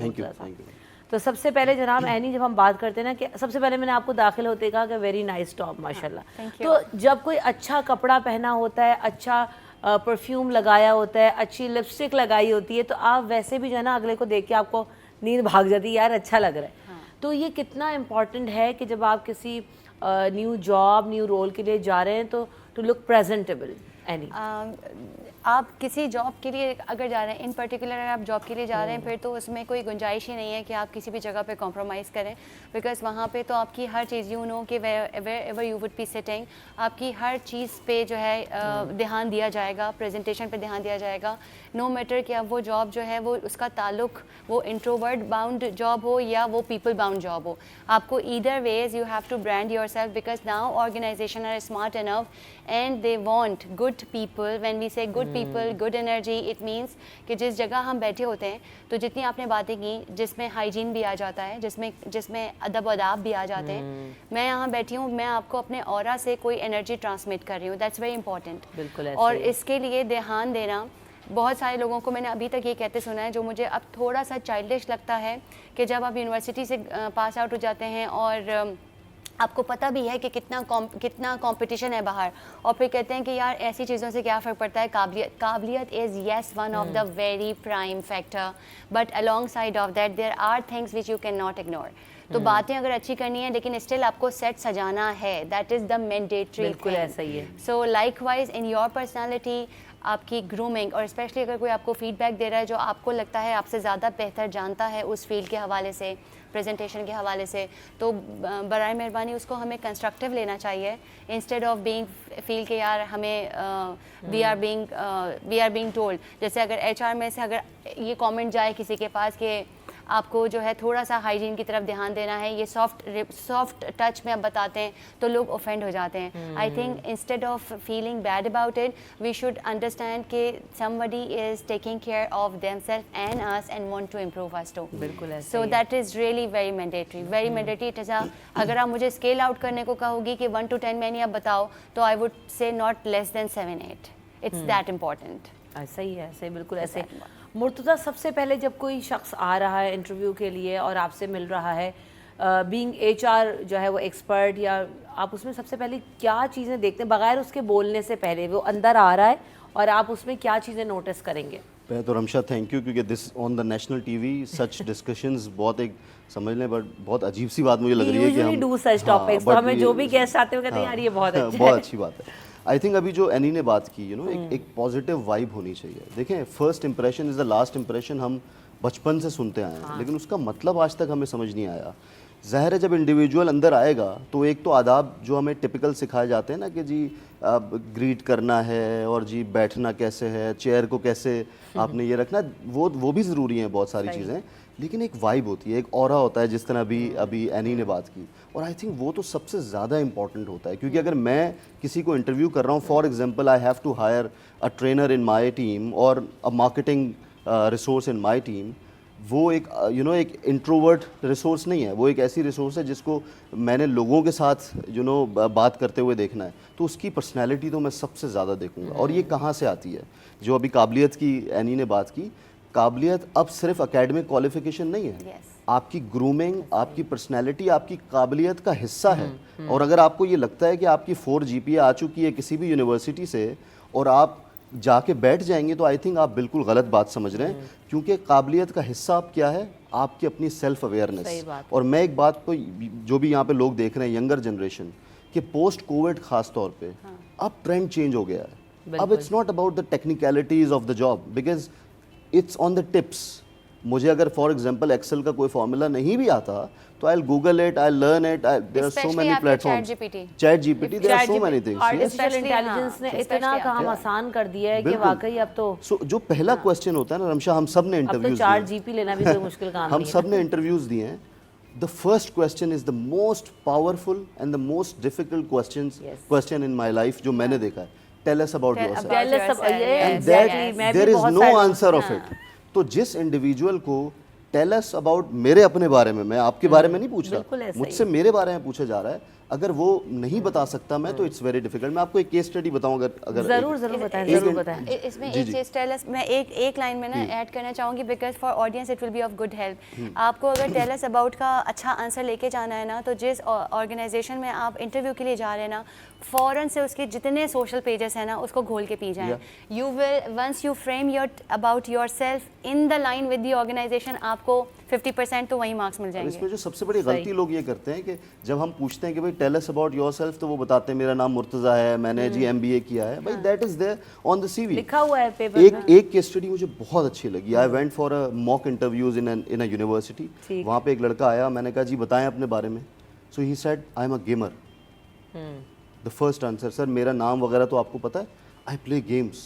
Now this was very interesting because why, क्योंकि उसने उसको कनेक्ट किया with the skills he have. उसने कहा कि इस गेमिंग की वजह से ना सर मुझे क्रिटिकल थिंकिंग आ गई है, मैं प्रॉब्लम सॉल्विंग अब कर सकता Very हूँ। nice. सो नाउ उसने एक USP बताई अपनी, और एज एन इंटरव्यूअर और एज समवन जो हायर करना चाहता है, मैं कहूँगा यार ही और she is interesting, let's have more conversation on it. ऐसा ही है। So I think it's not only about, जिस तरह इन्होंने तो एम्फेसाइज किया on the personality, but I would recommend कि सेल्फ अवेयरनेस जो कि पर्सनैलिटी का हिस्सा है वो बहुत ज़रूरी है। और जो अच्छा, मुझे एक अपना भी जब यहाँ लोग बातें कर रहे होते हैं ना, तो अपनी ज़िंदगी से भी आप रिलेट करने लग जाते हैं। हमको अपनी ज़िंदगी से बहुत सारे वाक़यात आ जाते हैं, तो मुझे भी इस टेल अस अबाउट योरसेल्फ का जो है ना वो जवाब याद आ गया कि मैंने क्या दिया था। तो मेरा जियो में पहला इंटरव्यू हो रहा था, ज़िंदगी का पहला इंटरव्यू था इंटर्नशिप के लिए। Right. मैं बैठी हुई थी, तो ब्यूरो चीफ साहब होते थे फैसल अजीज़ खान साहब। तो फैसल भाई ने मुझसे कहा कि अच्छा CV उन्होंने देख ली, उन्होंने कहा कि बताएं भाई अपने बारे में, आपको क्यों इंटर्नशिप ऑफ़र की जाए।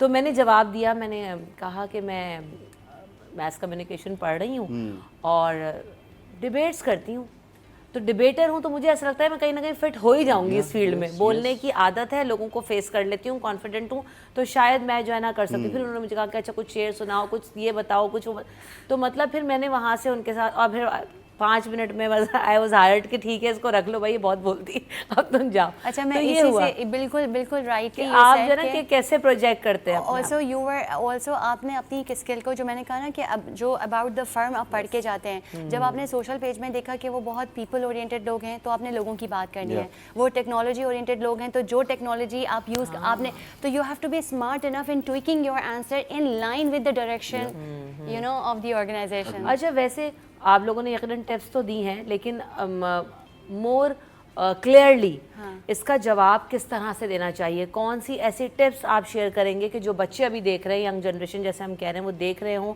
तो उनको समझ आए कि यार मुझसे अगर ये सवाल हो तो मैं क्या करूं, जैसे अभी एनी ने बताया कि सोशल मीडिया पे और क्या कर सकते हैं। अच्छा, अगर देखो एक तो ये है कि you have to really be very watchful कि और जिस ऑर्गेनाइजेशन में जा रहे हैं आप बाखुदा ये ना बोलें कि हमने आपकी वेबसाइट नहीं देखी। आप जितना भी अच्छा टैलेंट हो, आज की तारीख में मैं HR के आस्पेक्ट से आपको बता रही हूँ, आप जितना भी अच्छा टैलेंट हो, ये HR के लोगों को बहुत ऑफ कर देता है कि व्हेन यू आप मेरे घर आ रही हैं, आपको मेरा नाम ही नहीं पता, तो फिर मैं आप में क्यों इंटरेस्ट लूँगी, ठीक है। लेकिन अदर देन दैट जो मैं बिल्कुल आपका कोई भी एरिया ऑफ वर्क हो, चाहे वो प्रोडक्ट डेवलपमेंट हो, चाहे वो इनोवेशन हो, चाहे वो मार्केटिंग हो या नॉन मार्केटिंग हो, आसान कर देते हैं marketing and non marketing, technology bound भी हो, तो आप ऊपर से नीचे तक मार्केटियर की तरह ड्रेसअप हो। जब हम कहते हैं ना मार्केटियर की तरह ड्रेसअप, तो वो लोगों को समझ आ जाता है कि अच्छा आपकी ओवरऑल पर्सनैलिटी बहुत स्ट्रॉन्ग ऑरा देना चाहिए, नज़र आना चाहिए। बट ये ओवर द नाइट नहीं होता, it has to be in your blood and then it will be reflected. दूसरी बात, आजकल HR बहुत स्मार्ट है। मैं खुद जो काम करती हूँ, मैं आपको बता रही हूँ कि आप अगर मेरे पास आएंगे तो मैं ये काम करूँगी by virtue of my nature, it has become my second habit. आपका सोशल साइट ज़रूर देखा जाता है, HR के लोग लिंक्डइन देखेंगे, सोशल मीडिया देखेंगे, तो आपका जो भी प्रोजेक्शन आपने देना है, मेक श्योर आपका हर सोशल प्लेटफॉर्म उसको सपोर्ट करता हो। सही बात है, हाँ बिल्कुल। So it doesn't come over the night, it has to be. Visa देखने के लिए भी जो है ना पहले ट्विटर और फेसबुक खोले थे। अच्छा, आप इस पे कमेंट कीजिएगा मुर्तज़ा साहब, लेकिन पहले मैं यहाँ पे ब्रेक ले लेती हूँ, ब्रेक के बाद।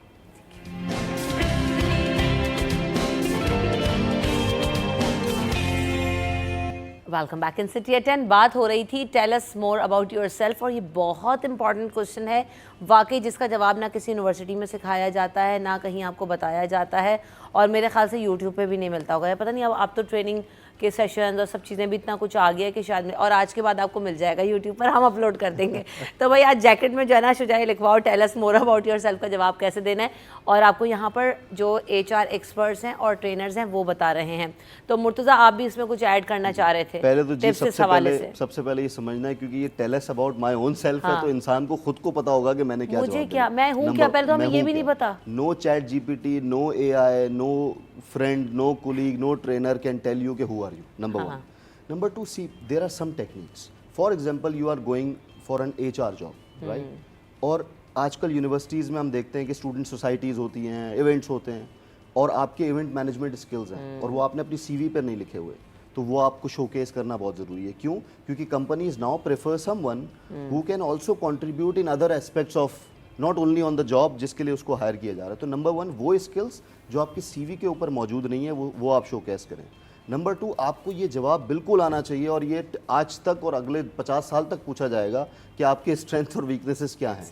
ये एक टिपिकल क्वेश्चन है जो ज़िंदगी भर आपसे पूछा जाएगा। अब अगर उसका जवाब हम ये देंगे कि हाँ, नहीं वीकनेस कोई नहीं है, वी आर नॉट फरिश्तास, to be very honest, we can be, हम हो सकता है कि टाइम मैनेजमेंट में अच्छे ना हो, हम हो सकता है क्रिएटिव अच्छे ना हो। अब इसका हरगिज़ मतलब ये नहीं है कि आप सारे बैठ के ये जवाब देना शुरू कर देंगे मेरे टाइम मैनेजमेंट स्किल्स अच्छे नहीं हैं, तो आप उसी वक्त रिजेक्ट हो जाएंगे।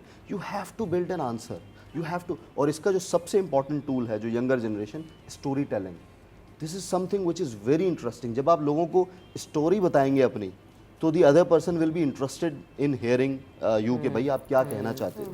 जिस तरह मैंने आपको पहले बताया कि गेमर वाली he shared a story with me, और वो बड़ा इंटरेस्टिंग हो गया। और इसमें मैं एक आइडेंटिटी ब्रेन स्ट्रॉम एक एक्टिविटी है, आप गूगल पे प्लीज़ जाएं और जो देख रहे हैं वो लिखें identity brain storm. There are several questions attached with that activity. उसके अंदर ये तक सवाल है कि does your name defines your personality और नॉट। अब this question is so powerful, Murtaza नाम इटसेल्फ। और मैं आपको बताऊं Ramsha, we both are into training business. हमारे एक्सपीरियंस लोगों को अपने नाम का मतलब नहीं पता, और अच्छा, नाम का आज के दौर में, हाँ, और नाम का इन्फ्लुएंस कितना है ये हम सब जानते हैं हमारी पर्सनैलिटी। तो प्लीज डू रिसर्च, आप जाएं। असल में प्लीज रीज़न यही है ना कि जिस तरफ तवज्जो नहीं होती जिस तरफ ध्यान, ऐसा नहीं है कि हम में वो काबिलियत नहीं है, लेकिन शायद हमने उस तरह कभी सोचा ही नहीं है।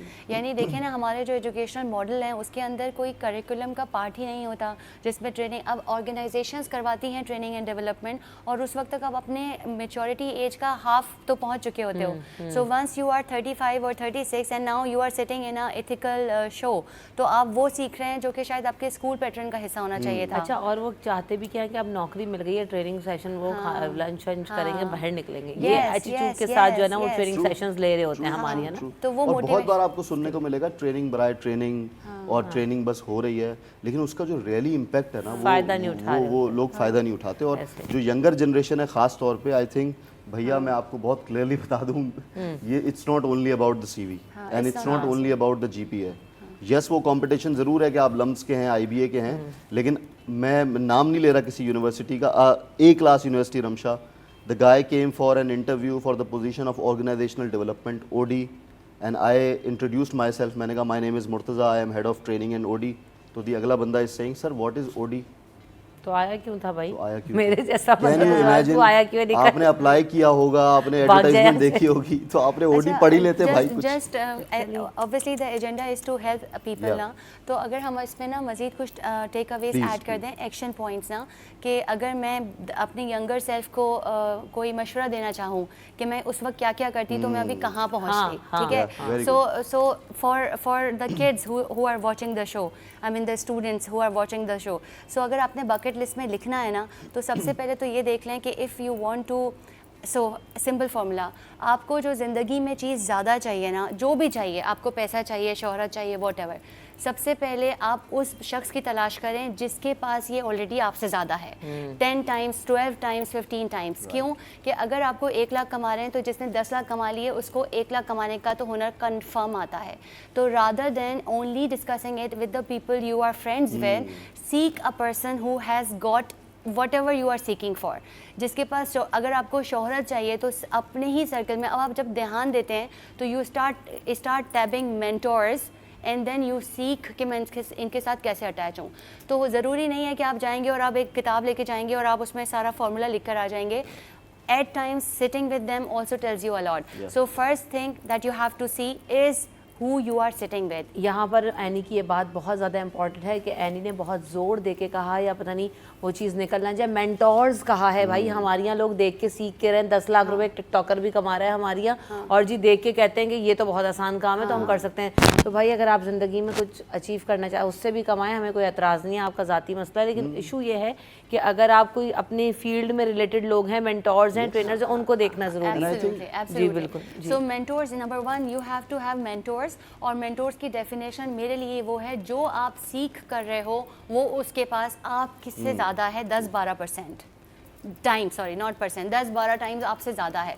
उसके बाद दूसरी चीज़ ये है कि इन्वेस्ट, आज आप जहाँ खड़े हो ना, वो आप उस पर खड़े हो जो आपने कल सीखा था। तो कल के लिए हमें आज इन्वेस्ट करना है। नो मैटर अगर आप मैनेजर हैं और आपने सीनियर मैनेजर बनना है, तो आप सिर्फ ये कोशिश करते हैं कि ऑर्गेनाइजेशन आपको सब सिखा दे, पढ़ा दे।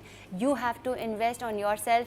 फार्मूला ये है कि जो कमाते हैं उसका 5% भी खुद पे इन्वेस्ट करना है, ताकि आप जो आज कमा रहे हैं उससे डबल कर सकें जो आपने कल कमाना है। So this is the second tip. And third, last but not the least, keep a very smart check on your how you look like, how you dress up, no matter what age you belong to. सही। This is also very important from my side. And मैं दो सिर्फ बातें कहना चाहता हूँ। Number one, use LinkedIn for professional growth. Yeah. I think यहाँ पे जो सीनियर मैनेजमेंट के लोग हैं, they are waiting for younger generation. आप उनको जब मैसेज करोगे ना, तो they will invite you for a meeting, because they are so much into the regular business decision making. तो जब उनको कोई यूनिवर्सिटी का एक स्टूडेंट लिखेगा कि sir I would like to meet you and to understand the business acumen वगैरह वगैरह, तो दे विल इनवाइट यू। तो प्लीज़ ट्राई करें कि सिर्फ इंटर्नशिप्स और आर्टिकलशिप्स नहीं, but do message on people on LinkedIn जो कि सीनियर्स हैं, और उनको कहें 50 लोगों को मैसेज करेंगे। दिस इज़ व्हाट सेल्स भी इसी तरह होती है भाई। एक दुकान के अंदर 1000 लोग आते हैं, खरीदते सिर्फ 10 लोग होंगे। तो एक चीज़ तो ये बहुत एक्सट्रीमली इंपॉर्टेंट है कि आप उनसे बात करें। Number 2 is learning. जिस तरह उन्होंने कहा, अभी एनी ने कहा कि इन्वेस्टमेंट बहुत ज़रूरी है आज के टाइम पे। There are so many platforms, Udemy, Coursera, there are so many online platforms available. अच्छा, अगर आपके पास मिसाल के तौर पे there is a financial challenge, obviously we live in a country जहाँ पे हमारी जो वो रेशो है अर्निंग का वो इतना नहीं है, तो प्लीज़ आपको सर्टिफिकेट की सिर्फ ज़रूरत नहीं, आपकी जो लफाजी है ना रमशा, मेरा जो जवाब है ना वो आपको बताएगा कि मैं कितने पानी में हूँ। मेरे पास 10 सर्टिफिकेट से क्यों ना। और सिर्फ एक बात मैं ऐड करना चाहता हूँ, ये मत समझिएगा कि पर्सनल ब्रांडिंग का मतलब है ब्रांडेड कपड़े पहनना।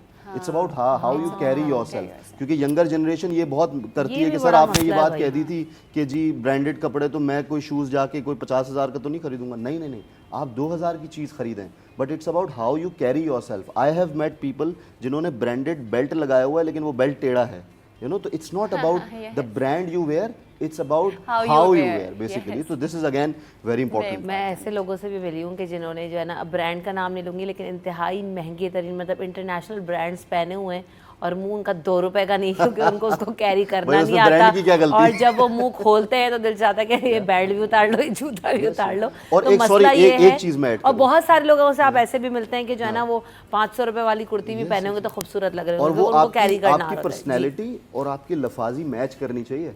ऐसा ना हो कि आप बहुत ब्रांडेड चले गए और जैसे मुंह खोला उसके बाद आपको कोई नॉलेज, कोई इन्फॉर्मेशन, कोई चीज़ नहीं। बिल्कुल ऐसे। मुझे यहाँ पे ब्रेक की तरफ बढ़ना है, ब्रेक ले लेते हैं, ब्रेक के बाद वापस आएंगे, मजीद इस सवाल से गुफ्तगू होगी।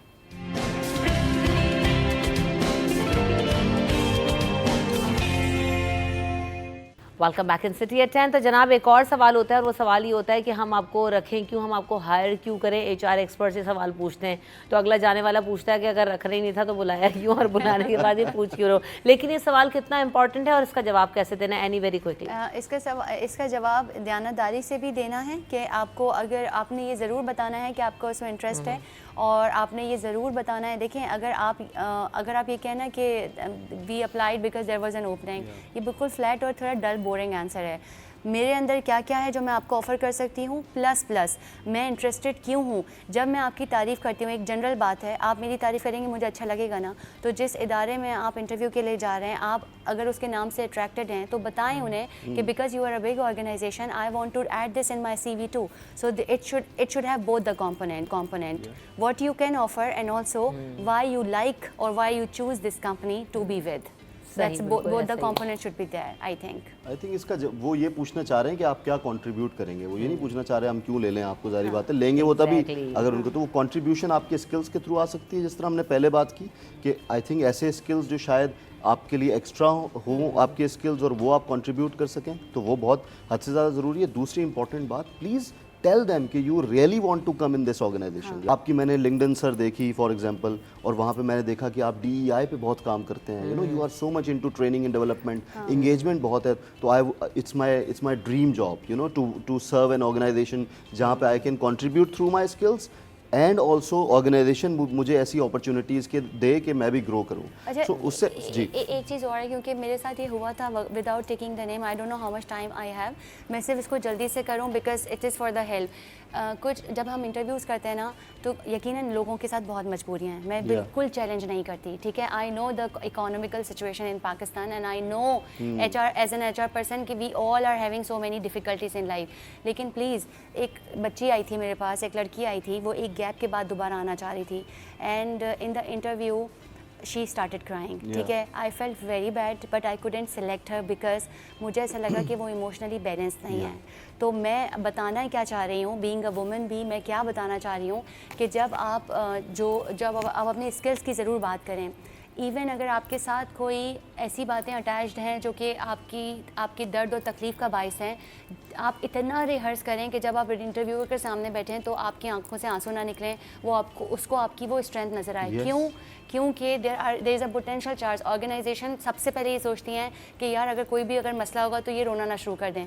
Apologies, but that is very true that when we become HR we become brutal as well.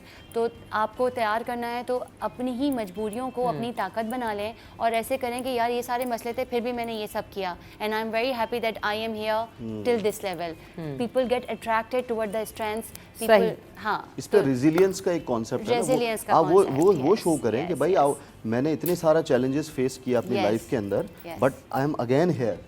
तो जब आप इसको इस तरह articulate, it's all about articulation. ऐसे ही है, वो ये भी बता सकती थी कि यार मैं आफ्टर गैप आ रही हूँ, मेरे लिए बहुत चैलेंजिंग है, लेकिन मैं ये करना चाहती हूँ, तो वो पूरी काया पलट जाती है। मेरे अंदर एनर्जी है, मेरे अंदर स्किल है, तो मैं ये चैलेंज भी है। जज नहीं कर रही बिकॉज हाँ प्रॉब्लम्स हैं, लेकिन resilience is a very right word. एक आखिरी बात प्लीज, मैं HR पॉइंट ऑफ व्यू से कह रहा हूँ, ये फॉर एग्जांपल 1 लाख रुपए की जॉब है, तो HR आपको कहेगा कि भाई हम तो इतना नहीं दे सकते, ज़ाहिरी बात है, जो भी ले। Negotiation. तो आप प्लीज़ नेगोशिएशन स्किल्स आपके अंदर होने चाहिए।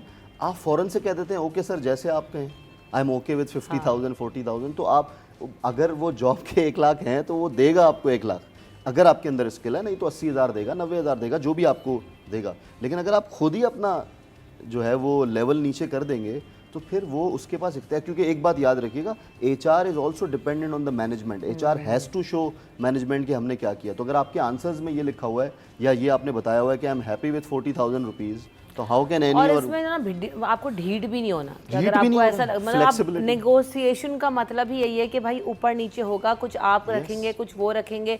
बहुत सारे लोग ढीठ हो जाते हैं जी, अब इससे तो मैं नीचे नहीं आऊँगा, तो ये भी मसला। अच्छा, एक और सवाल ये, अब टाइम क्योंकि कम है लेकिन आप लोग जल्दी जल्दी करना है।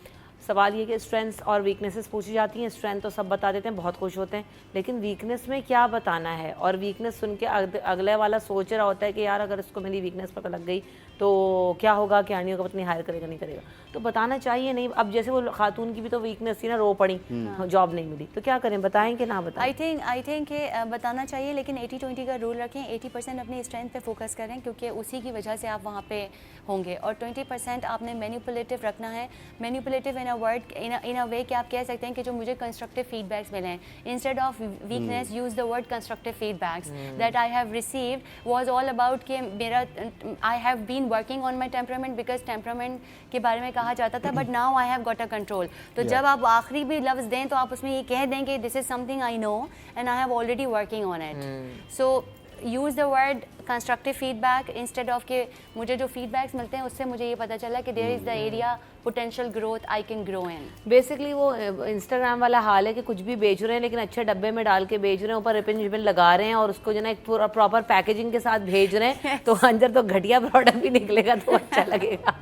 ये वाला हाल है। ये इंस्टाग्राम वाला ये बुरा ना मान जाए भाई, सारे इन्फ्लुएंसर्स के सभी कुछ बुरा है, अच्छी चीजें भी आ रही होती हैं। इसमें इंटेंट की भी बात है ना कि आपका इंटेंट भी तो है ना कि आपने कहा कि कंस्ट्रक्टिव फीडबैक है और मैं मुस्तकिल इस पे काम भी कर रहा हूँ, तो इससे आपका इंटेंट भी शो होता है कि यू आर अ लर्नर। ठीक जी, मुर्तजा आपकी टिप क्या है सवाल से, क्या कहें? इसमें मैनिपुलेशन का कोई भी मतलब नेगेटिव नहीं होता, सिर्फ मैनिपुलेटिव जिस तरह अभी एनी ने बात की। अब जारी बात है, अगर आप कहेंगे कि मेरे अंदर टाइम मैनेजमेंट स्किल्स नहीं है तो अगला बोलेगा आई एम सॉरी भाई, अगर आपके अंदर ये स्किल है ही नहीं तो हम आपको क्यों लें। तो obviously you have to again articulate, और आप ये बताएं कि सर जी बहुत अच्छा मशवरा दिया है एनी ने कि आप स्टोरी ऐसी बताएं कि मैंने जब प्रीवियसली काम किया या यूनिवर्सिटी के अंदर मुझे ये फीडबैक मिला टीचर्स की तरफ से कि आप थोड़ा सा प्रोजेक्ट मैनेजमेंट के स्किल्स में आपकी कमी है, तो now I am doing a course on Udemy बिल्कुल ऐसे है कि कम से कम आप उसको बेहतर करने के लिए कर रहे हैं। Thank you so much Murtaza, आपने वक्त दिया, एनी आपने वक्त दिया, आप दोनों का बहुत शुक्रिया।